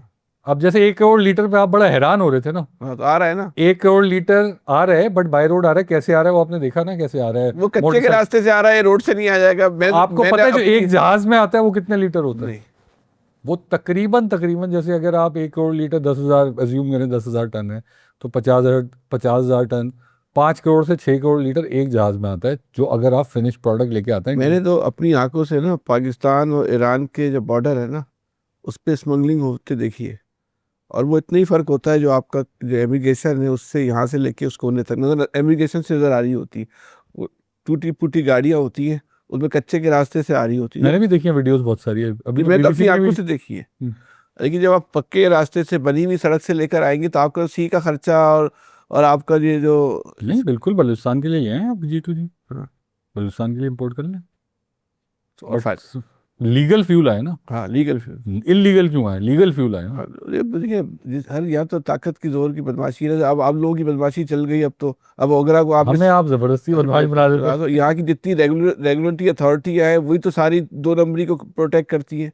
आप नीचे सबसे हल्की सैपरा से शुरू हो जाए, सिनवाली से, और आप पेपरा और बाकी रेगुलेटरी अथॉरिटी तक चली जाए। अब तो आपने सिर्फ एक इदारे को कंट्रोल करना है, और शहबाज शरीफ साहब जो सीने में पत्थर रख के आते हैं, उनका पत्थर भी आपने आवाम पे खींच के मार दिया। सर। आपने तो सारे रेगुलेटर रगड़ दिए, आपका रेगुलेटर आपके काबू आ गया। हमारा पैमरा जो है, इसी नहीं, तरीके से ओगरा हमारे काबू नहीं है सर। कैमरा किसके काबू में नहीं है? तो ओगरा किसके काबू में? अरे छोड़े यार, आप ऑयल कंपनियां जो है रेगुलेटरी अथॉरिटीज को पैसे नहीं देती होंगी। नहीं, तो आप ये मैं नहीं जानता किसी ऑयल कंपनी को जो पैसे देती हो, कम से कम हम नहीं देते।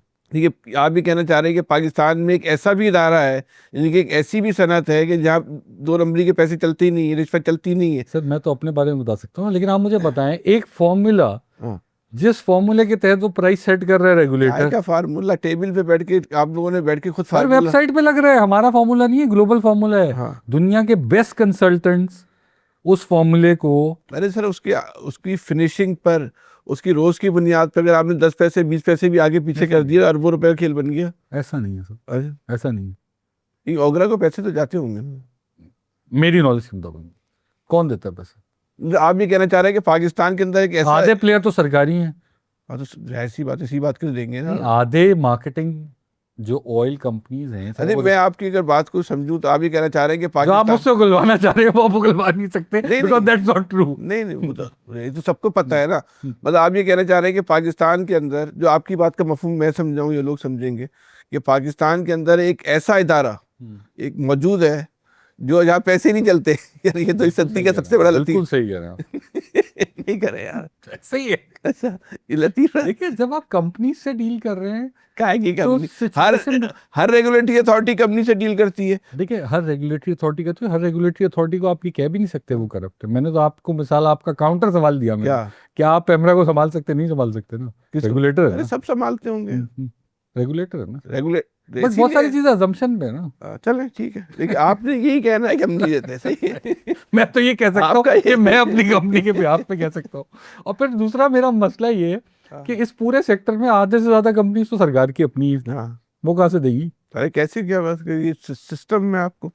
अच्छा, सिस्टम पाकिस्तान में सिस्टम है ना, देखिए कोई भी काम जो है ना, पाकिस्तान में जो है ना, कोई भी काम जो है ना, वो बगैर पहिए लगाए होता नहीं है। आप यहाँ सर इस जो हम जो प्रोडक्ट है ना ऑयल कंपनीज की, उससे तो पहियों में जान आती है। यहाँ वो ऑयल जो कंपनी के तो वजीर जो के बारे तेल जो तेल है ना, जो वो है, अगली दफा बैठेंगे फैसल में पूरे रिजल्ट्स लेके ऑयल बैठेंगे। कंपनी के तो एक वजीर के बारे में कहते थे कि रोजाना की बुनियाद पे वो, सॉरी ऑयल कंपनी कह रहा हूँ, पेट्रोलियम के एक वजीर के बारे में तो कहते थे रोजाना की बुनियाद पे बाकायदा बैठ के पैसे गिनते थे, आज ऑयल कंपनियों से कितने आए। अच्छा, बड़ी अच्छा, गलत है। हाँ पेट्रोल पंप तो नहीं था उनका कोई? हाँ, नहीं हो बहुत सकता है समझ क्या आपका चाहते हो। एक बड़ा दरखेस्त मिनिस्ट्री कहलाती है ये ऑयल मिनिस्ट्री जो है ना। Not to my knowledge at least. हाँ, नहीं आपने बिल्कुल यही बात करनी है। आप अगर इसके अलावा करेंगे तो बड़ा नुकसान हो जाएगा। अच्छा, ये बताएं कि ये जो इलेक्ट्रॉनिक गाड़ियाँ में इजाफा हो रहा है, इससे तेल की खपत, अच्छा इलेक्ट्रॉनिक के साथ हम इसकी भी बात कर लेते हैं, सोलर एनर्जी है, इससे पाकिस्तान में तेल की एक्सपोर्ट पे, तेल के इस्तेमाल में कमी आ रही है? देखिए दो चीज़ें, एक तो अगर पहले बात कर लें सोलर, सोलर तो पिछले 6-7 सालों में बहुत ज़्यादा प्रमोट बहुत हुआ। ज़्यादा। पाकिस्तान 2018-19 से अगर आप देखें तो फर्नेस ऑयल के ऊपर जो बिजली बनाता था उससे वो पीछे हटता गया, तो तेल की कंजम्पशन ग्रेजुअली, और पिछले साल तो गवर्नमेंट ने इतने ज़्यादा टैक्सेस लगा दिए फर्नेस ऑयल के ऊपर कि अगर 90,000 रुपये टन था तो टैक्सेस लगा के 1,80,000 रुपये टन कर दिया, जिसकी वजह से वो अब तेल बनाने के लिए इस्तेमाल हो ही नहीं सकता, मतलब किसी को वाइबल ही नहीं पड़ेगा वो। तो फर्नेस ऑयल की कंजम्पशन तेल में तो उसमें तो पावर में तो ख़त्म हो गई। ठीक है। इवन कोई प्राइवेट पावर प्लांट ओनर भी बड़ी मुश्किल से चला पाता है, अगर उसकी कोई मजबूरी हो तो चला लेगा, वरना डबल के पैसों में कैसे चलाएगा। मेरे नज़दीक ये हुकूमत ने क्यों किया, ताकि हुकूमत के जो इतने सारे पावर प्लांट आइडल हैं वो चलना शुरू हो जाए, जिनकी कैपेसिटी पेमेंट जा रही। ठीक। अब आ जाएं आप, ये सोलर का जवाब दे दिए। सोलर को लोग क्या कर रहे हैं, सोलर लोग लगा रहे हैं अपने घरों की छतों पे या अपनी फैक्ट्रीज में, ताकि अपनी एनर्जी कॉस्ट को नीचे ला सके। मुझे अफसोस होता है अक्सर जो है वो हमारी हुकूमत के कुछ लोग जो है वो उसको बैठ के क्रिटिसाइज करते हैं। भाई ये कंज्यूमर की चॉइस होनी चाहिए ना कि वो सोलर पे जा रहा है। ये तो वही वाली बात हो गई, हम तेल कंपनी वाले प्रोटेस्ट कर रहे हैं और बोल रहे हैं इलेक्ट्रिक गाड़ी क्यों ले रहे हो आप, हमारी तो प्रोडक्ट्स इसमें डलती नहीं है। सो मतलब वो एक ऑल्टरनेट है अवेलेबल अवाम के पास, जिसके पास है वो लेता है। और पाकिस्तान में देखें सबसे बड़ी कंजम्पशन जो डे टू डे बेसिस पे नंबर ऑफ व्हीकल्स वाइज बात करें ना, 2 व्हीलर्स की होती है, जो बाइकर्स हैं, सबसे ज़्यादा मोटरसाइकिल है पाकिस्तान में जो पेट्रोल को कंज्यूम करती हैं। और जब उसमें इलेक्ट्रिक आएगा, हाँ। और उसमें एक अफोर्डेबल इलेक्ट्रिक का ऑप्शन आएगा, तो मुझे लगता है तेल की डायनामिक्स बहुत चेंज हो जाएंगी पाकिस्तान में। क्यों होंगी? बिल्कुल होंगी पेट्रोल। यानी अच्छा एक और भी चीज़, एक मैं आपकी बात समझो, फर्नेस की तो जरूरत खत्म हो खत्म, गई, एक प्रोडक्ट तो आपकी तो हो आप गई, पावर से आप समझे तेल गया, ठीक है, वहां से अब तेल का इस्तेमाल बंद हो गया, तो उधर भी तेल की आपकी जो इम्पोर्ट कह लें या अपनी जो उसमें कमी आई, बिल्कुल ठीक है, वो कितने फीसद होगी अंदाज? तेल खत्म हो गया, नहीं, तेल पावर में खत्म फीसद में मैं आपको पावर के नंबर मुझे याद नहीं, ठीक है, बट आप समझें कि तेल की प्रोडक्शन अब पावर जो के लिए सबसे- 100% खत्म हो। अब जो सबसे बड़ा इस्तेमाल है वो आम आदमी है, जो गाड़ी की शक्ल में, मोटरसाइकिल की शक्ल में करता है। प्रोडक्ट वाइज बात कर लें, हाँ। डीजल की बात करते हैं, पेट्रोल की बात करते हैं। डीजल की अगर बात करें, डीजल का मेजर यूज कहाँ है, कमर्शियल पर्पस के लिए। कमर्शियल पर्पस का मतलब ट्रकों में, बसों में। हमारे कराची में तो वो तो आपने वैसे ही कह दिया, 30% ईरान से ले लेते हैं। अच्छा हमारे कराची में तो इलेक्ट्रिक बसेस भी चल रही हैं। हाँ, जी, इलेक्ट्रिक। बिल्कुल सड़कों पे चल रही हैं। अब वो जितनी चल रही हैं वर्सेस क्या है, बट अगेन अगर वो सारी रिप्लेस हो जाती हैं, हाँ। सारी रिप्लेस हो जाती हैं, अल्लाह करे कभी वो दिन देखें हम कि सारी इलेक्ट्रिक बसेस कराची में चल रही हों और ये पुरानी टूटी फूटी बसेस और ट्रांसपोर्ट जो है ख़त्म हो जाए, तो आपका कहना चाहिए कि डीजल की खपत भी कम होगी यहाँ से। तो diesel is mainly for commercial purpose, और दूसरा गुड्स ट्रांसपोर्ट के लिए। कोई भी गुड ट्रांसपोर्ट करनी है आपने, वो डीजल के थ्रू जा रहा है, कंटेनर जा रहा है, प्रोडक्ट जा रहा है। अब आ जाए पेट्रोल पे। पेट्रोल है आम आदमी की प्रोडक्ट मेरे हिसाब से, उसमें सबसे ज़्यादा आम आदमी की वो प्रोडक्ट और है। इसका इस्तेमाल में कितना फ़र्क है डीजल और पेट्रोल का? तकरीबन देखिए आजकल के दिनों में जुलाई की अगर बात करें तो 24,000 टन तकरीबन डीजल चल रहा है, और 20 से 21,000 टन बराबर ही ऑलमोस्ट बराबर होता है, बट फर्क होता है, डीजल ऊपर होता है, गैस डीजल ऊपर होता है? डीजल ऊपर होता अच्छा। है। अच्छा अब मैं फ़र्क बताता हूँ आपको, दो चीज़ें हो रही हैं व्हीकल्स के पॉइंट ऑफ व्यू से। एक ये कि आपने इलेक्ट्रिक गाड़ियों की बात की, इलेक्ट्रिक गाड़ियाँ आए, बट इलेक्ट्रिक गाड़ियाँ अभी पेनिट्रेट होने में बहुत टाइम लगेगा। ये अब तो बहुत तेज़ी से हो रही है। दूसरी जो फैसल भाई इंटरेस्टिंग बात है ना, जो बहुत तेज़ी से पेनिट्रेट कर गई है, वो है हाइब्रिड गाड़ियाँ या एनर्जी एफिशिएंट गाड़ियाँ। हाँ। तो पहले अगर लेट सपोज एक गाड़ी, ब्रांड का नाम नहीं ले सकते, बट एक गाड़ी जो 50-60 लाख रुपए वाली होती थी, वो 1 लीटर में 10 किलोमीटर जाती थी। सही, ऑलमोस्ट। आज उसकी जगह 70-75 लाख की एक गाड़ी आ गई है जो 1 लीटर में 25 किलोमीटर जा रही है, 20 18 से किलोमीटर 25 जा रही है, तो कंजम्पशन कम हो गई, आधी कम हो गई। तो एफिशिएंट गाड़ियां आने की वजह से जो हाइब्रिड या एफिशिएंट गाड़ियां कहें तो फ्यूल कंजम्पशन उधर भी कम हो गई। फर्क पड़ा ना। आज भी जो पुराने प्लेयर्स हैं वो गाड़ियां अपनी पेट्रोल की लेस एफिशिएंट गाड़ियां जो 8-8 9 किलोमीटर की एवरेज देती हैं वो बिक रही हैं 1-1 करोड़ रुपए की, लेकिन उस 1 करोड़ में अगर आपको उससे बेहतर ऑप्शन चाहिए तो आप उससे 2 गुना या 3 गुना बचत कर सकते हैं फ्यूल के अंदर। अब आ जाएं आप टू व्हीलर्स के ऊपर, जिसके बारे में आपको बात कर रहा था, मोटरसाइकिल्स, जिसके ऊपर मैं बहुत ज़्यादा ज़ाती तौर पे भी और इसको एडवोकेसी भी करता हूँ कि हमें इस तबके को प्रोटेक्ट करना है इन प्राइसिंग शॉक से। जो गवर्नमेंट ने कोशिश भी की थी पिछले चंद माह में कि कोई मोटरसाइकिल सब्सिडी ले आए, कुछ ले आए, बट उसका मैकेनिज्म कोई सही तरीके से नहीं हुआ। असल इनकलाब जो आएगा ना, वो ये जो करोड़ों मोटरसाइकिल्स है ना, इलेक्ट्रिक पे चली जाएंगी, ये इलेक्ट्रिक पर चल रही है। अच्छा, अभी इलेक्ट्रिक बाइक्स अवेलेबल हैं, महंगी हैं। नहीं 1.25 लाख रुपए में मिल रही है। अच्छा, मुझे नहीं पता कि हाँ, बट जब ये फ्लीट रिप्लेस होना स्कूटी शुरू इलेक्ट्रिक होगी, बाइक सेम चीज है ना। Different scooty is different. Electric bike समझ लें आप, आगे फ्यूल टैंक नहीं होगा, हाँ वही बट स्कूटी, वो हाँ वेट में लाइट होगी थोड़ी, और हाँ। 2 लोग जैसे आज भी बैठ सकते हैं, उसके बाद 2 लोग मेरे बैठ गए। ख्याल में तो वो पेट्रोल वाली से सस्ती है, 1.25 लाख में आपको। नहीं, मेरा नहीं ख्याल कि अभी सस्ती है, अभी थोड़ी सी उस लेवल की महंगी है जो थोड़ी। ठीक फिर है। दूसरा इसमें बैटरी, अभी जो इशू आएगा वो इशू ये कि अभी जो अवेलेबल भी है ना सस्ती, उनकी रेंज बहुत कम है। हाँ अगर एक बंदा कराची की मिसाल ले लेते हैं, सुरजानी या नॉर्थ कराची से टावर जाता है रोज, सो क्या वो उसकी जर्नी पूरी हो जाएगी उस बैटरी में छोटी सी? उसका एक हल है, ये जो पेट्रोल पंप्स है ना, हम ये समझते हैं कि ये यहाँ पे एक बैटरी स्वैपिंग का वो भी लग जाएगा मुस्तकबिल में। जैसे एक कियोस्क होता है ना, कि आप मोटरसाइकिल लेके पहुंचे वहाँ पे, आप चार्ज होने का इंतजार नहीं करेंगे, आपकी बैटरी निकली, दूसरी बैटरी लगी और आप चले गए। ठीक है। उसमें टाइम कम लगेगा। सो अगेन इससे फ़र्क पड़ेगा डिमांड पे।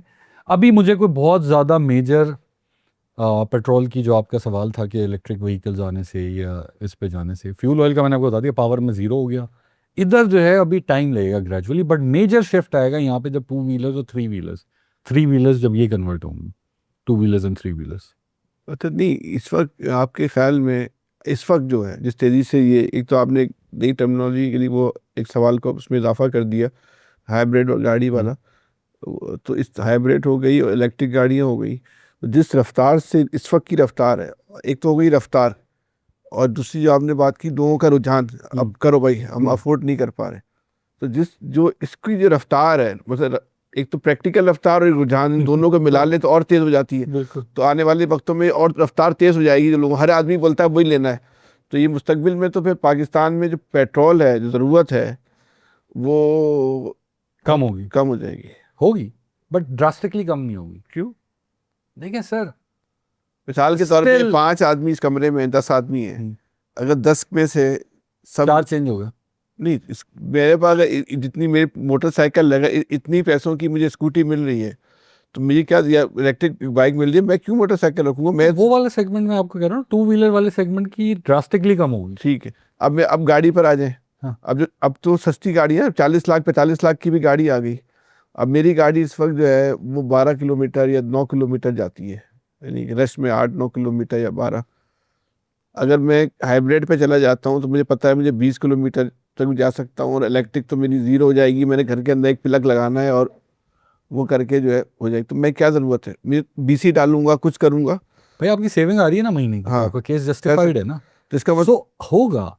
बट फैसल भाई, वी नीड टू अंडरस्टैंड कि पूरे पाकिस्तान की फ्लीट एकदम से रिप्लेस नहीं हो जाएगी। इट विल बी लेकिन आज की दुनिया में उसामा भाई, जो तरक्की की रफ्तार है, तरक्की भी नहीं बल्कि जो तब्दीली की रफ्तार है, लेकिन हम बचपन में जो देखें उस वक्त तब्दीली की रफ्तार है ना, बड़ी स्लो स्लो स्लो स्लो होती थी, अब तेज होगी। अब तब्दीली की जो रफ्तार है वो बहुत तेज है। बिल्कुल।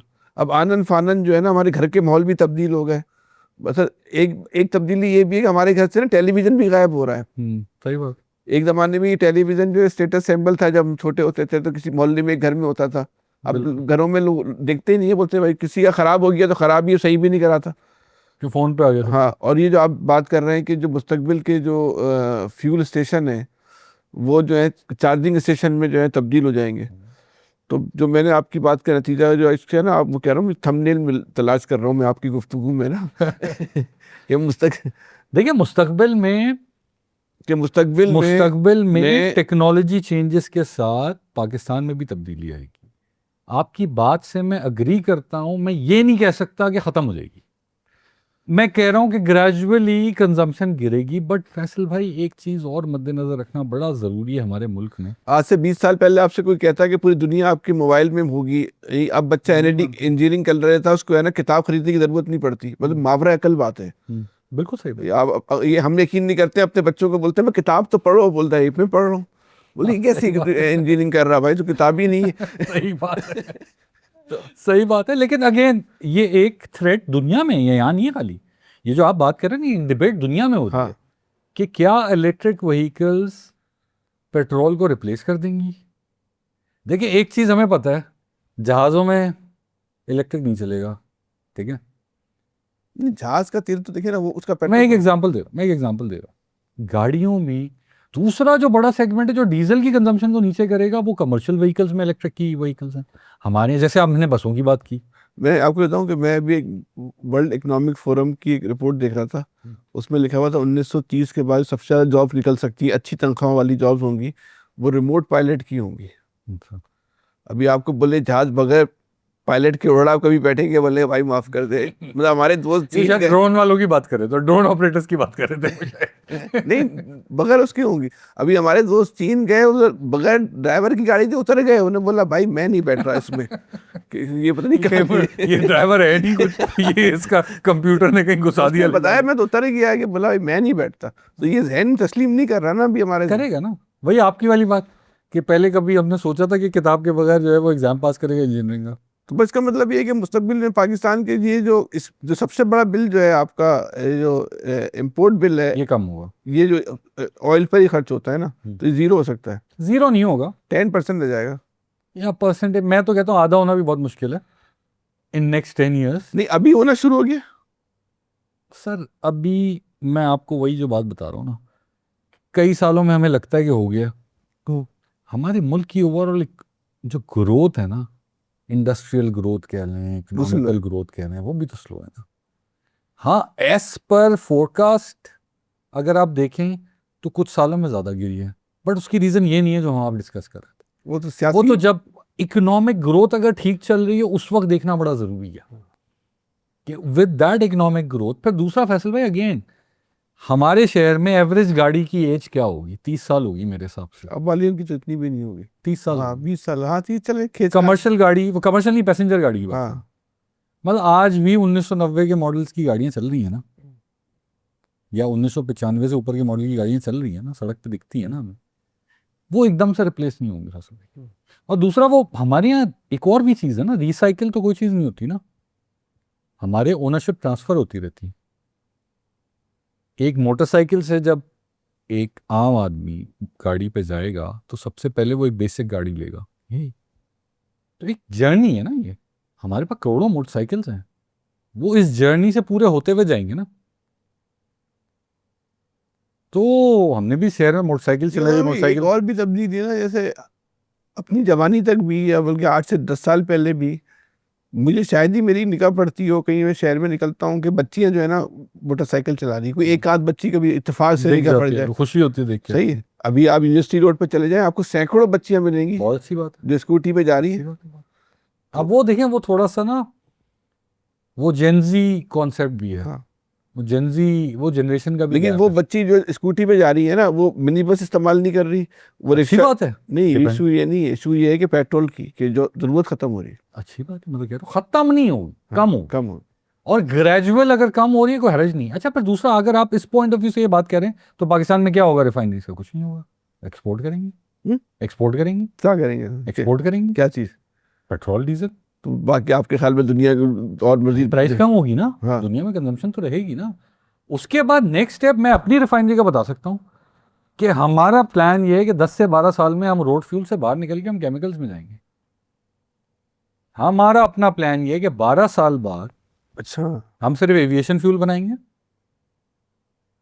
हम केमिकल्स में जाएंगे। अच्छा, आप ये कहना चाह रहे हैं कि दुनिया की तब्दील होती हुई सूरत हाल से ऑयल रिफाइनरियाँ अपना बिजनेस तब्दील करने पे गौर कर रही है? हाँ, हो रहे। अपग्रेड का पर्पस क्या है? नहीं, अपग्रेड एक अलग चीज़ होगी। अच्छा, आप मुझे एक बात बताएं, पाकिस्तान में ग्रीन फील्ड नई रिफाइनरी पॉलिसी लगाने के लिए इतने लुक्रेटिव इंसेंटिव्स अनाउंस किए गए, पिछले 25 साल से अनाउंस किए गए, एक भी नहीं आई। क्यों नहीं आई?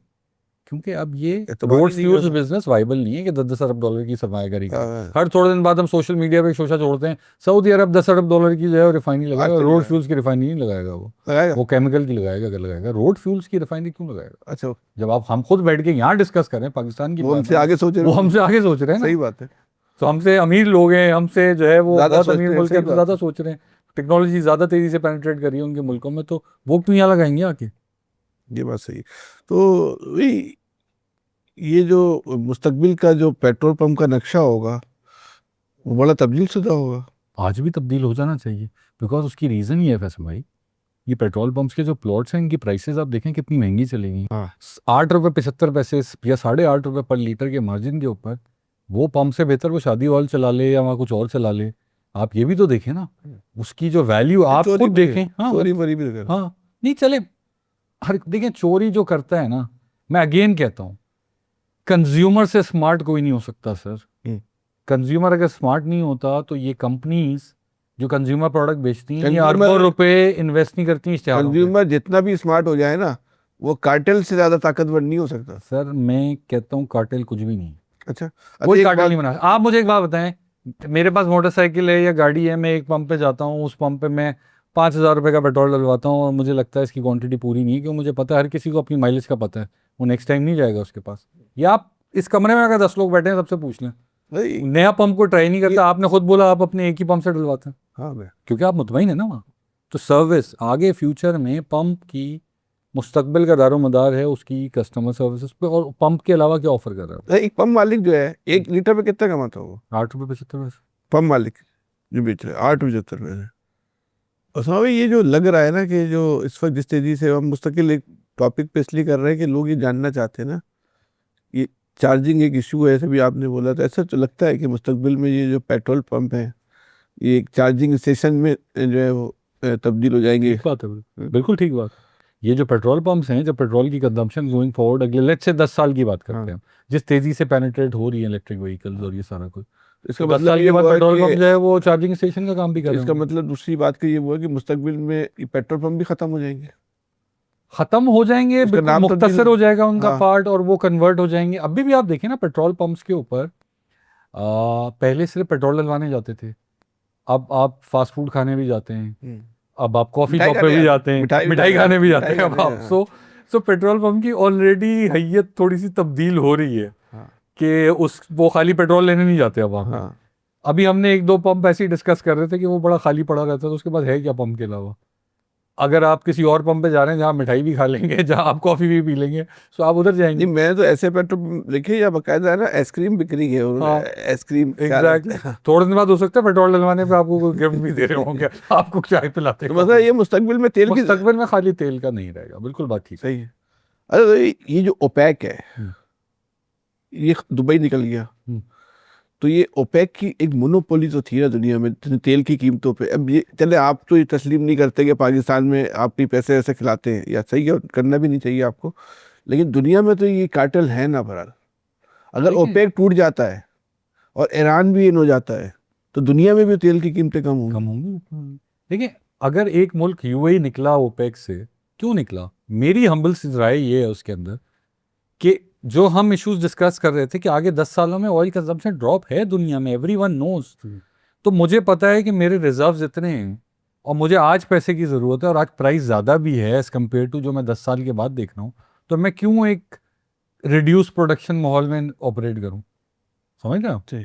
मैं अगर आज बेच के निकल जाऊँ, जितना जल्दी मैं डॉलर जमा कर लूँ, उस अपने रिजर्व को जो मेरे कुओं में है उसको निकालूं और आज के दिन बेचूं। और ये जो दुनिया की तब्दीली है, ये जो इन लोगों की ताकत है पेट्रोल अरब ममालिक की, ये तो जीरो हो जाएगी। बिल्कुल है, बिल्कुल। अगर आप अज्यूम करें कि आगे 10 साल के बाद ये सऊदी अरब इतनी तेजी से जो डेवलपमेंट कर रहा है उसका एक सबब ये भी कहते हैं ना कि कोर्स, क्योंकि आज प्राइस हाई है ना, कल को प्राइस नीचे होगी तो उस पर बजट करनी पड़ेगी। खत्म तो नहीं हो जाएगी, देखिए खत्म नहीं होनी, प्राइस नीचे होगी। नहीं, प्राइस के आपकी डिमांड और सप्लाई जो है, तो डिमांड सप्लाई ज्यादा होगी, डिमांड कम होगी तो प्राइस पाकिस्तान तो दुनिया का इतना सा हिस्सा है ना, जब इस पे बात कर रहे हैं कि 10 साल के बाद यहाँ के पेट्रोल पंप जो है चार्जिंग स्टेशन में तब्दील हो जाएंगे। आपका हो सकता है कमर्शियल सेक्टर पे ज़रूरत हो, लेकिन जो आम सारिफ है वो अभी से जाना शुरू हो गया। हाइब्रिड भी सबने इसकी कीमत पे असरात उसकी पैदावारी लागत पैदावारी सूरत हाल पे उसके असरात लेकर आया होगी ना। जब ये मुकम्मल इलेक्ट्रिक पे चली जाएंगी तो हम अलग दुनिया होगी वो, जब तेल बहुत सस्ता होगा और इलेक्ट्रिक शायद महंगी हो जाए या क्या हो जाए, उस वक्त वो अलग अलग अलग जो है वो, जैसे आप कह रहे थे कि हमने ऐसे ऐसी चीज़ें अपनी ज़िंदगी में देख चुके हैं हम लोग पिछले 25-30 सालों में, तब्दीलियां जिस तरह की देख चुके हैं। अगर आप बचपन से लेके अब तक की देखें ना तो हर 5 साल के बाद वो शायद हमारी जनरेशन ने सबसे ज़्यादा देखी है, हमारी जो सबसे 80s ज्यादा में देखी पैदा है। हुए हैं उन्होंने सबसे ज़्यादा देखा है जो चेंजेस जो हैं वो ज़िंदगी में, हर तरह के चेंजेस। अभी ये बच्चों को क्या पता जो पिछले 10-15-20 बच्चों को साल पता है में, पहले टेलीफोन इस तरह के होते थे, इसके लिए टेलीफोन दिखा दे तो बोलेंगे क्या चीज़ है 10 साल 15 साल 20 साल के बाद उसका नंबर आता था 10 साल के बाद जब पेट्रोल पंप की तस्वीर दिखाएंगे ये पेट्रोल पंप होता था, बोले ये क्या चीज़ है, पेट्रोल बेचता था, व्हाट इज पेट्रोल। सही बात है। सो बात ये बिल्कुल ठीक बात है, 10 साल के बाद दुनिया का जो एक ओवरऑल डायनेमिक्स है वो चेंज होगी। फिर अगेन फैसल भाई, हम पाकिस्तान में बहुत आखिर में अडॉप्शन करते हैं ना नई टेक्नोलॉजी, सोचते भी बाद में, हम तो दुनिया का फॉलोइंग कंट्री है ना बेसिकली। फॉलोइंग कंट्री है, पर दूसरा हम इतना अफोर्ड नहीं कर सकते इतनी चीज़ें, इतनी तेज़ी से टेक्नोलॉजी पेनिट्रेट और नहीं पाकिस्तान में जो हालात है सोचना भी कमी चाहिए, ज्यादा सोचते भी एग्जैक्टली, वो ज़्यादा मसला हो जाता है, ज़्यादा प्लानिंग कर लो तो परेशानी हो जाती है। सो बिल्कुल 10 साल के बाद तेल की दुनिया बिल्कुल डिफरेंट होगी, बिल्कुल डिफरेंट होगी, और हर आने वाले कई सालों में, आप आने वाले हर साल में उसका इम्पैक्ट देख रहे होंगे। ये भी एक टूल जो आजकल बना हुआ है ना कि तेल की प्राइस पे हमने टैक्स कलेक्शन टूल है, ये भी थोड़ा कम हो जाएगा। नहीं, अब मिसाल अब ये देख लेना, जैसे आप बिजली की बात की, जरूरत खत्म हो गई ना। फर्नेस तो नहीं है, फर्नेस ऑयल में हाँ फर्नेस ऑयल की जरूरत है, खत्म हो गई। कभी किसी ने सोचा था? सोचा ही नहीं। भाई 2009-10 में हाँ। यही अखबारों की हेडलाइन होती थी कि फर्नेस ऑयल खत्म हो गया तो बिजली की लोड शेडिंग बढ़ गई, हाँ। फर्नेस ऑयल कम हो गया तो बिजली की लोड शेडिंग बढ़ गई। आज फर्नेस ऑयल कहाँ है? कहीं फर्नेस ऑयल नहीं, कितनी तेजी से ये change मावरा अकल है ना सर। हुआ। पिछले 10-12 साल में चेंज हो गया। हाँ, नहीं, अगर 10 साल पहले तो कोई कॉन्सेप्ट नहीं था ना कि ये गेम ही तो हो ओवर। सकता है अगर 10 साल बाद पॉडकास्ट करें तो उसके ऊपर यही बात हो रही हो कि जी वो तो पेट्रोल तो बिक नहीं था। या फिर आप जो कह रहे हैं कि अब जो सोलर एनर्जी है क्या उससे बिजली चलेगी। अब गाड़ियों के साथ ही आप ऐसी बैटरी का सिस्टम लगाते हैं सोलर का भाई के। मेरे घर में एक इलेक्ट्रिक गाड़ी है, हाँ। तो मेरा ड्राइवर उसको दिन में चार्ज करता है, क्योंकि वो कहता है कि दिन में क्यों चार्ज करेंगे, घर पे सोलर लगा हुआ है। हाँ। तो कहता है फ्री में चार्ज हो जाती है। तो बात ये ना, अब सबको शऊर तो है ना। हाँ। मैंने तो उसको नहीं बोला दिन में चार्ज करो, वो खुद अपने हिसाब से इतना शऊर था उसको कि वो हाँ। दिन में लगा के चार्ज करता है कि सोलर के ऊपर चार्ज होनी चाहिए। तो ये तब्दीली है ना सर। असल तब्दीली है। तो ये भी इस बात का इम्कान है कि बिजली की जरूरत ही ना रहे, और शायद पता नहीं क्या, अभी जहन नहीं बन रहा, अभी जहन नहीं बिजली की जरूरत कम खत्म नहीं हो सकती, कम हो जाएगी। Again efficient appliances. हाँ। अभी भी आप देखें, पहले पंखे हमारे घरों में लगते थे 20-20 साल चलते थे। सर मैं ऐसे घरों को जानता हूँ कि वो 100% सोलर से बिजली दे रहे हैं। मतलब कोई ऐसा, ये आप तसव्वुर कर सकते हैं कि कोई सोच सकता था कि कोई बिजली पैदा करने वाला या बिजली सप्लाई करने वाला इदारा किसी घर में जाके बिजली खरीदेगा? नहीं, मतलब बिल्कुल ही आज से 10 साल पहले का आप बोलते हैं, मतलब आप इस शोबे में रहे हैं, तर्जुमान थे के इलेक्ट्रिक के, अगर आपको कोई बोलता है, साहब बोल रहे हैं, चल भाई क्या पागल है क्या हो गया? हमारे पास बेचने को नहीं है, आप खरीदने की बात कर रहे हैं। 10 साल पहले अगर कोई बोलता है कि आप एक आम घर में जाएंगे, बोलेंगे अभी हमें बिजली दो इतने की यार, सही बात। और हो रहा है। सही बात। तो इसका मतलब एक दुनिया बहुत तब्दील शुदा होगी। तो बहरहाल देखते हुए भाई एक बात और बताइए कि ये ऑयल कंपनीज जो स्टॉक एक्सचेंज में है, तो लोगों को इसमें इन्वेस्टमेंट करने में भी एहतियाती करनी चाहिए, PSX में। बड़ा आपने ऐसा सवाल पूछा है कि जिसमें मेरा दिमाग चल रहा है कि कंप्लाइंस के सवाल क्या है क्या नहीं है। देखें, ये एक इन्वेस्टमेंट एडवाइजरी का सवाल है। ऑयल कंपनीज 3 तरह की पाकिस्तान स्टॉक एक्सचेंज में लिस्टेड हैं। एक वो हैं जो एक्सप्लोरेशन कंपनीज हैं, एक वो हैं जो ऑयल मार्केटिंग कंपनीज, एक वो हैं जो ऑयल रिफाइनरीज हैं। मुझे इन तीनों में भी कोई मसला नहीं लगता एज सच पाकिस्तान में इसका। यहाँ तो आपने पेट्रोल पंप निपटा दिए, बंद कर दिए, ताले लगा मैं दिए। बता रहा हूँ ना, रिफाइनरी क्या करेगी? रिफाइनरी देखें, रिफाइनरी केमिकल्स में चली जाएगी। केमिकल्स की डिमांड तो हर चीज़ में पेट्रोकेम यूज़ होता है, कोई भी चीज़ हमारी ऐसी नहीं है जिसमें पेट्रोकेम यूज़ ना होता। पेट्रोकेम की रिक्वायरमेंट तो रहेगी। केमिकल का कोई ऑल्टरनेट नहीं आया अभी तक, ऐसा कोई नहीं है आज तक। बट इवेंचुअली रिफाइनरीज पर हाइड्रोजन भी जा सकती हैं। Hydrogen is going to be the new fuel for, कहते ये हैं कि हाइड्रोजन अगले 20-25 साल के बाद hydrogen is going to be the next level fuel. तो बहुत पोटेंशियल है। OMCs जो है वो OMCs अपने आप को ऑयल मार्केटिंग कंपनीज रहेंगी, वो ऑयल को हटा के वो कुछ और नाम रख सकते हैं अपना, लेकिन उनके पास इतना बड़ा रिटेल नेटवर्क है, उस रिटेल नेटवर्क को ग्रो करके हो सकता है उनके जो रिटेल नेटवर्क मिठाइयाँ बेच रहा हो या गोलगप्पे। रिटेल बन जाए ना, वो खाली फ्यूल रिटेल क्यों रहे, हाँ। वो एक ओवरऑल रिटेल आउटलेट बन जाए। जब तो पेट्रोल खाली पंप फ्यूल है, रिटेल क्यों हाँ, रहे? उनके पास तो जैसे ही आप कह रहे हैं मिठाई बिक रही है, बिक रही है, कॉफी वैसे ही बिक बिक रही रही है, है, तो वो ऑयल कंपनियां भी जो है चाय ना बिक रही है, सब बिक रही है, तो वो एक रेस्टोरेंट के तौर पे कन्वर्ट हो जाए, जहाँ पे तेल भी डलवा ले आप और बैटरी भी चार्ज करा लें। फिर भी यानी कि मुमकिन है। मुमकिन है, सब मुमकिन। भाई ये दुनिया भर में जो ऑयल कंपनीज हैं, वो जो इलेक्शन फंडिंग में भी पैसे लगाती हैं, लगाती हैं, तो आप भी तो लगाते हो, आपकी पाकिस्तान में लगाई जाती सरकार की कंपनी तो किसको इलेक्शन फंड करेंगे? नहीं? 50% ज्यादा सरकार की कंपनी है, चले 50% तो छोड़े, बाकी जो 50% है बोलो। कोई इंडिविजुअल तौर नहीं, पे मैं इस तराजू पे नहीं पूछना चाह रहा कि जो सियासी जमातों को पार्टी फंडिंग होती है, उसमें ऑयल कंपनियों का बड़ा शेयर होता है। I don't think. हैं? मैं अगेन कह रहा हूँ ना, देखिए आप 50% निकाल दें सरकार की, जो 50% बाकी बचती हैं, उनके पास मार्केट शेयर कितना है? 5-5%, 6-6%, इस तरह परसेंट। जो 5% फिर भी फॉरेन, शर्मों में अच्छा है, फिर मुझे एक बात बताए ना, फिर उसमें फॉरेन ओनरशिप बहुत सारों की है, तो कौन फॉरेन सबसे ज्यादा ओनरशिप? 2 नंबर है कि मेरे फॉरनर पाकिस्तान में आके उन्होंने ऐसे ऐसे तरीके बर्दाश्त सीख लिए ना। आपकी सोच है। ऐसी ऐसी ऐसी बात है नहीं, बेचारे हम वो उन फॉरेन वो इन्वेस्टर्स है, जाके ना SBCM को डील बनाना आ गई है, छत कैसे डलवानी है। वो सेक्टर ही अलग है ना, टोटली सेक्टर ही अलग है वो। अब आपने जिस इदारे का नाम लिया है वो तो फिर गुफ्तगू कहीं और चली जाएगी, टॉपिक सही। हट जाएगा, अलग पॉडकास्ट चाहिए उसके लिए। हाँ, और हमारी और कुछ कहना चाहेंगे? बड़ी दिलचस्प गुफ्तगू हुई है आपसे, आम आदमी के बड़ा इंटरेस्ट पैदा होगा आपकी देखिए आम आदमी को समझाने वाली बात मैं सिर्फ एक ये है कि हर किसी को रियलाइज करता है, देखिए जो प्रोडक्ट बेच रहे हैं ना हम, किसी को दिल नहीं करता कि वो महंगी बेचे, हर कोई चाहता है ज़्यादा से ज़्यादा बेचे। इशू ये है कि ये कंट्रोल, ये जो अभी मुश्किल के दिन हैं, ये जो जंग वाले दिन हैं, ये मुश्किल के दिन हैं। ये जो अभी डेली प्राइसिंग पे है, ये हम पता है किस चीज़ को एडवोकेट कर रहे हैं? हम कह रहे हैं आप रेगुलेशन ही खत्म कर दी, ये ओगरा का रोल ही खत्म कर अरे दें। हाँ, ये सवाल रह गया, बड़ा अच्छा सवाल है आपका। आपकी वो अगर सारी कंपनियों को इख्तियार दे दिया जाए कि वो अपनी कीमतों का खुद तयन करें। मैं आपको बताता हूँ, हाँ जिससे जवाब दे दूँ उसका। हाँ आपको याद होगा फैसल भाई, हमने बात की पास में क्या होता रहा है, पास की मिसाल को लेके चलते हैं, ये हम सबके पास सेलफोन है। हाँ आपको याद है ये रेगुलेटेड होता था? हाँ रेगुलेटर प्राइस अनाउंस करता था कि इनकमिंग कॉल के कितने पैसे होंगे, आउटगोइंग के कितने पैसे होंगे, SMS के हाँ, कितने होंगे। मुकाबले की फजा पैदा हुई, रेगुलेटर ने डीरेगुलेट किया, उसके बाद आज किसको फायदा हुआ अल्टीमेट? सारिफ को हुआ। सारिफ को हुआ। ऑयल में भी जब आप ये करेंगे ना, हाँ, तो फायदा होगा, कितना होगा? बहुत होगा। 50 रुपये। 50 रुपये कहना मुश्किल है, लेकिन फर्क होगा। कंज्यूमर जो है ना वो, और दुनिया में होता है, यहाँ कौन सा नहीं है, दुनिया में होता है ना।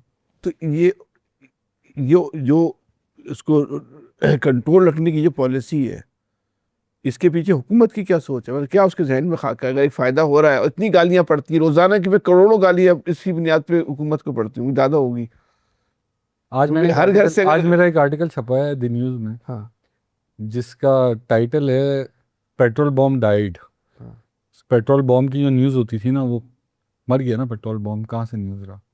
बेसिकली हम भी हमेशा ये कहते थे हुकूमत को प्राइस अनाउंस करने का फ़ायदा क्या है? हाँ, क्या है? 2 दफ़ा आप कमी अनाउंस करेंगे, 8 दफ़ा ज़्यादा अनाउंस करेंगे, या बढ़ रही होगी, या वट जो भी केस है, इन एनी केस। नहीं, वैसे जब आप कम कर रहे होंगे तब अब हर तरफ शोर ये मचेगा कि आपने कम की है।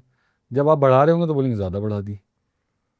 एक कमोडिटी जिसके ऊपर कंट्रोल ही नहीं है आपका, हाँ, हुकूमत आज बोल दे अपनी मर्जी से, हुकूमत की ख्वाहिश भी हो कि वो चाहे कि 200 रुपये में बेच दे, कैसे बेचेगी? एक चीज़ महंगी लेके सस्ती तो नहीं बेच सकती ना हुकूमत। प्राइस तो मार्केट वाली होनी चाहिए ना। जो डीरेगुलेशन की बात है ना फैसल भाई, मोबाइल फ़ोन की एग्जांपल दी, ऐसी बहुत सारी एग्जांपल्स हैं जो जब रेगुलेट होती थी और डीरेगुलेट हुई थी क्या फ़र्क पड़ा। मैं मोबाइल फ़ोन की रिसेंट इसलिए कि हर कोई रिलेट कर सकता है। जितने लोग इस कमरे में बैठे सबके पास एक फ़ोन तो कम से कम है ही ना, और उसको ये भी पता है कि बाकी कंपनी क्या ऑफर कर रही है, ये क्या ऑफर कर रहा है। Consumer is the smartest in this supply chain. आप इसकी भी बात कर लें ना, फ़ोन में भी कंज्यूमर तो यूँ स्विच कर लेता है, अगर उसको प्राइस कहीं से अच्छी मिल रही है, सर्विस कहीं से अच्छी मिल रही है, वो स्विच कर लेगा। इसी तरीके से जब आपका कंपटीशन होगा, तो जो प्रोडक्ट क्वालिटी और क्वांटिटी के साथ प्राइस अच्छी दे रहा होगा, लोग उसके पास जाएंगे। अच्छा, हुकूमत के पास से कंट्रोल भी नहीं निकल रहा है। इन अदर वर्ड्स, एक एग्जाम्पल के तौर पे मैं कह रहा हूँ, 50% रिफाइनिंग की, 50% ऑयल मार्केटिंग की, तो हुकूमत के पास कंट्रोल है ना, खुद ओन करती है। तो लेट से अगर हुकूमत ने को लग रहा हुआ कि यहाँ पे कोई कार्टिलाइजेशन हो रही है, तो वो कार्टिलाइजेशन हो भी नहीं पाएगी। क्यों? इसलिए कि 50% उनके हाथ में है। आज हुकूमत की कंपनी की प्राइस के ऊपर, रिफाइनरी प्राइस से ऊपर कोई बेच के दिखा दे, क्या ओएमसी, दूसरी ओएमसी जो खरीद रही है उससे वो पागल तो नहीं है कि वो महंगा लेगी? सरकार की कंपनी की प्राइस तो बेंचमार्क हो जाएगी। नहीं, बाकी हुकूमत की सोच क्या है? सर सोच ये है कि हुकूमत को, अगर मैं आपको बिल्कुल खुल के बात करूं, तो जब बंद कमरे में बैठते हैं ना, जब मीटिंग हो रही होती है, तो हर कोई अग्री करता है कि this is the right thing to do. और अभी ये जो डेली प्राइसिंग अनाउंस हुई है, उसके बाद का जो वे फॉरवर्ड है, वो वे फॉरवर्ड भी यही है। मैं खुद उस कमेटी का पार्ट हूँ, डीरेगुलेशन की जो कमेटी है, वी आई एम। अच्छा, इस पे कमेटी बन चुकी है? जी बन चुकी है कमेटी, काम हो रहा है। अच्छा। तो उसके अंदर हम करते हैं कि भाई कंज्यूमर को फायदा उसी वक्त फील होगा जब वो डिफ्रेंशिएट कर सकेगा कि इस पंप पे प्राइस इतनी है, इस पंप पे प्राइस इतनी है, इस अरे pump पूरी दुनिया में ऐसा है? पे- जैसे पूरी दुनिया में से। तो फायदा नहीं होगा, होगा फायदा। तो ये जो कमेटी बनी है वो करीब करीब पहुंच गई है? जी करीब करीब पहुंच गई, बट अगेन देखें, ये फैसला मुश्किल फैसला, इसमें मुश्किल क्या मुझे है? लगता है मुश्किल फैसला नहीं है, बट पॉलिटिकल लोग जब सोचते हैं ना, उसको पॉलिटिकली सोचते हैं, हम सोचते हैं डिफरेंट लेंस लगा के, बाकी पॉलिटिकल लेंस से जब देखते हैं तो उनको शायद ये लगता है कि ऑपोजिशन बहुत होगी उसके ऊपर। लेकिन अगेन जो मिसालें आपको याद, अगर मुझे इस वक्त एग्जैक्टली नहीं याद, बट जब ये मोबाइल फोन डीरेगुलेट हुए थे, तो उस वक्त भी थोड़े दिन एडजस्टमेंट में लगे होंगे। लोगों को लगा होगा, हो सकता है पॉलिटिकल नॉइज भी हो, अखबारों में हेडलाइन लग गई हो कि महंगा कर दिया आवाम के लिए, बट ग्रेजुअली जब एडजस्ट हो जाते हैं, फॉरेन इम्पैक्ट अगले दिन आना नहीं शुरू हो जाएगा। It will take some time, but एक मार्केट स्टेबलाइज हो जाएगी और कंज्यूमर को फायदा। ये अगर आपका तजुर्बा कामयाब ना हो तो वापस ले लें, वापस उसमें कौन सा मसला है? नहीं, पर वापस लेने की जरूरत ही नहीं, आपके पास अपनी कंपनीज है ना। हाँ। आप मुझे एक मिसाल दें नहीं, ना, वो कार्टेल तो उसके आप CEO मुझे को- आप मुझे मिसाल दें, 4 पंप्स आपके रास्ते में आते हैं, हाँ। हर बंदे की जो भी फ्यूलिंग की रिक्वायरमेंट है जिसकी, वो दिन में पता नहीं कितने पेट्रोल पंप्स के पास से गुजरता होगा, बट उसकी चॉइस के 1-2 पंप होते होंगे। अभी क्योंकि प्राइस सेम है तो वो प्राइस सेंसिटिव नहीं है, वो अभी सिर्फ क्वालिटी, सर्विस और क्वांटिटी की बेस पे सेंसिटिव है। अब रोजाना गुजरते हुए उसके रास्ते में 10 डिफरेंट कंपनीज के तो पंप आ रहे हैं, 10 डिफरेंट कंपनीज के पंप आ रहे हैं। सरकार के पंप की प्राइस अगर सबसे कम है तो वो वहां चले जाएंगे, जो सरकार की कंपनी के पंप की प्राइस है उस पर चले जाएंगे। अगर उससे कम मिल रही होगी, क्वांटिटी सर्विस के साथ मिल रही होगी, तो वहां चले जाएंगे। It will be a good competition, healthy competition which will eventually benefit customer. सही। तो ये आपके ख्याल में ये जो कितने करीब पहुंचे, एक आध हफ्ते में, 15 दिन में? जो डीरेगुलेशन की कमेटी है उसकी सिफारिशात तो शायद 2 हफ्ते में तैयार हो जाए, बट उसके ऊपर एक्ट करना कि वो सिफारिशात के ऊपर या अमल आपने एस्टेब्लिशमेंट को ब्रीफिंग देना। स्टैब्लिशमेंट का मतलब क्या होता है? हमारे लिए तो गवर्नमेंट है हर चीज़, तो वो सब बैठे होते हैं उसके अंदर, वो सब बैठे होते हैं। और समझ और कुछ कहना चाहेंगे? आई थिंक सारे कवर कर देंगे। ठीक है समझ, बहुत शुक्रिया आपका। आपने थैंक यू। एक इतने इस मौजूद पे इतना तवील वक्त दिया। ये थे उसामा कुरैशी साहब, जिन्होंने बताया आपको, और ख़ास तौर पे इनका ये बड़ा एक ऐसा इंकशाफ भी कह सकते हैं, और बदलती दुनिया पे की तरफ एक इशारा भी कह सकते हैं कि 10 साल के बाद आपको शायद कोई पेट्रोल पंप नज़र ना आए। कैसी दुनिया होगी, तब्दील शुदा दुनिया होगी, इस वक्त हमारा जहन जो है इसको तस्लीम नहीं करता। लेकिन बहरहाल देखते हैं आगे चल के क्या होता है। अपना बहुत ज़्यादा ख्याल रखिएगा। अल्लाह हाफ़िज़।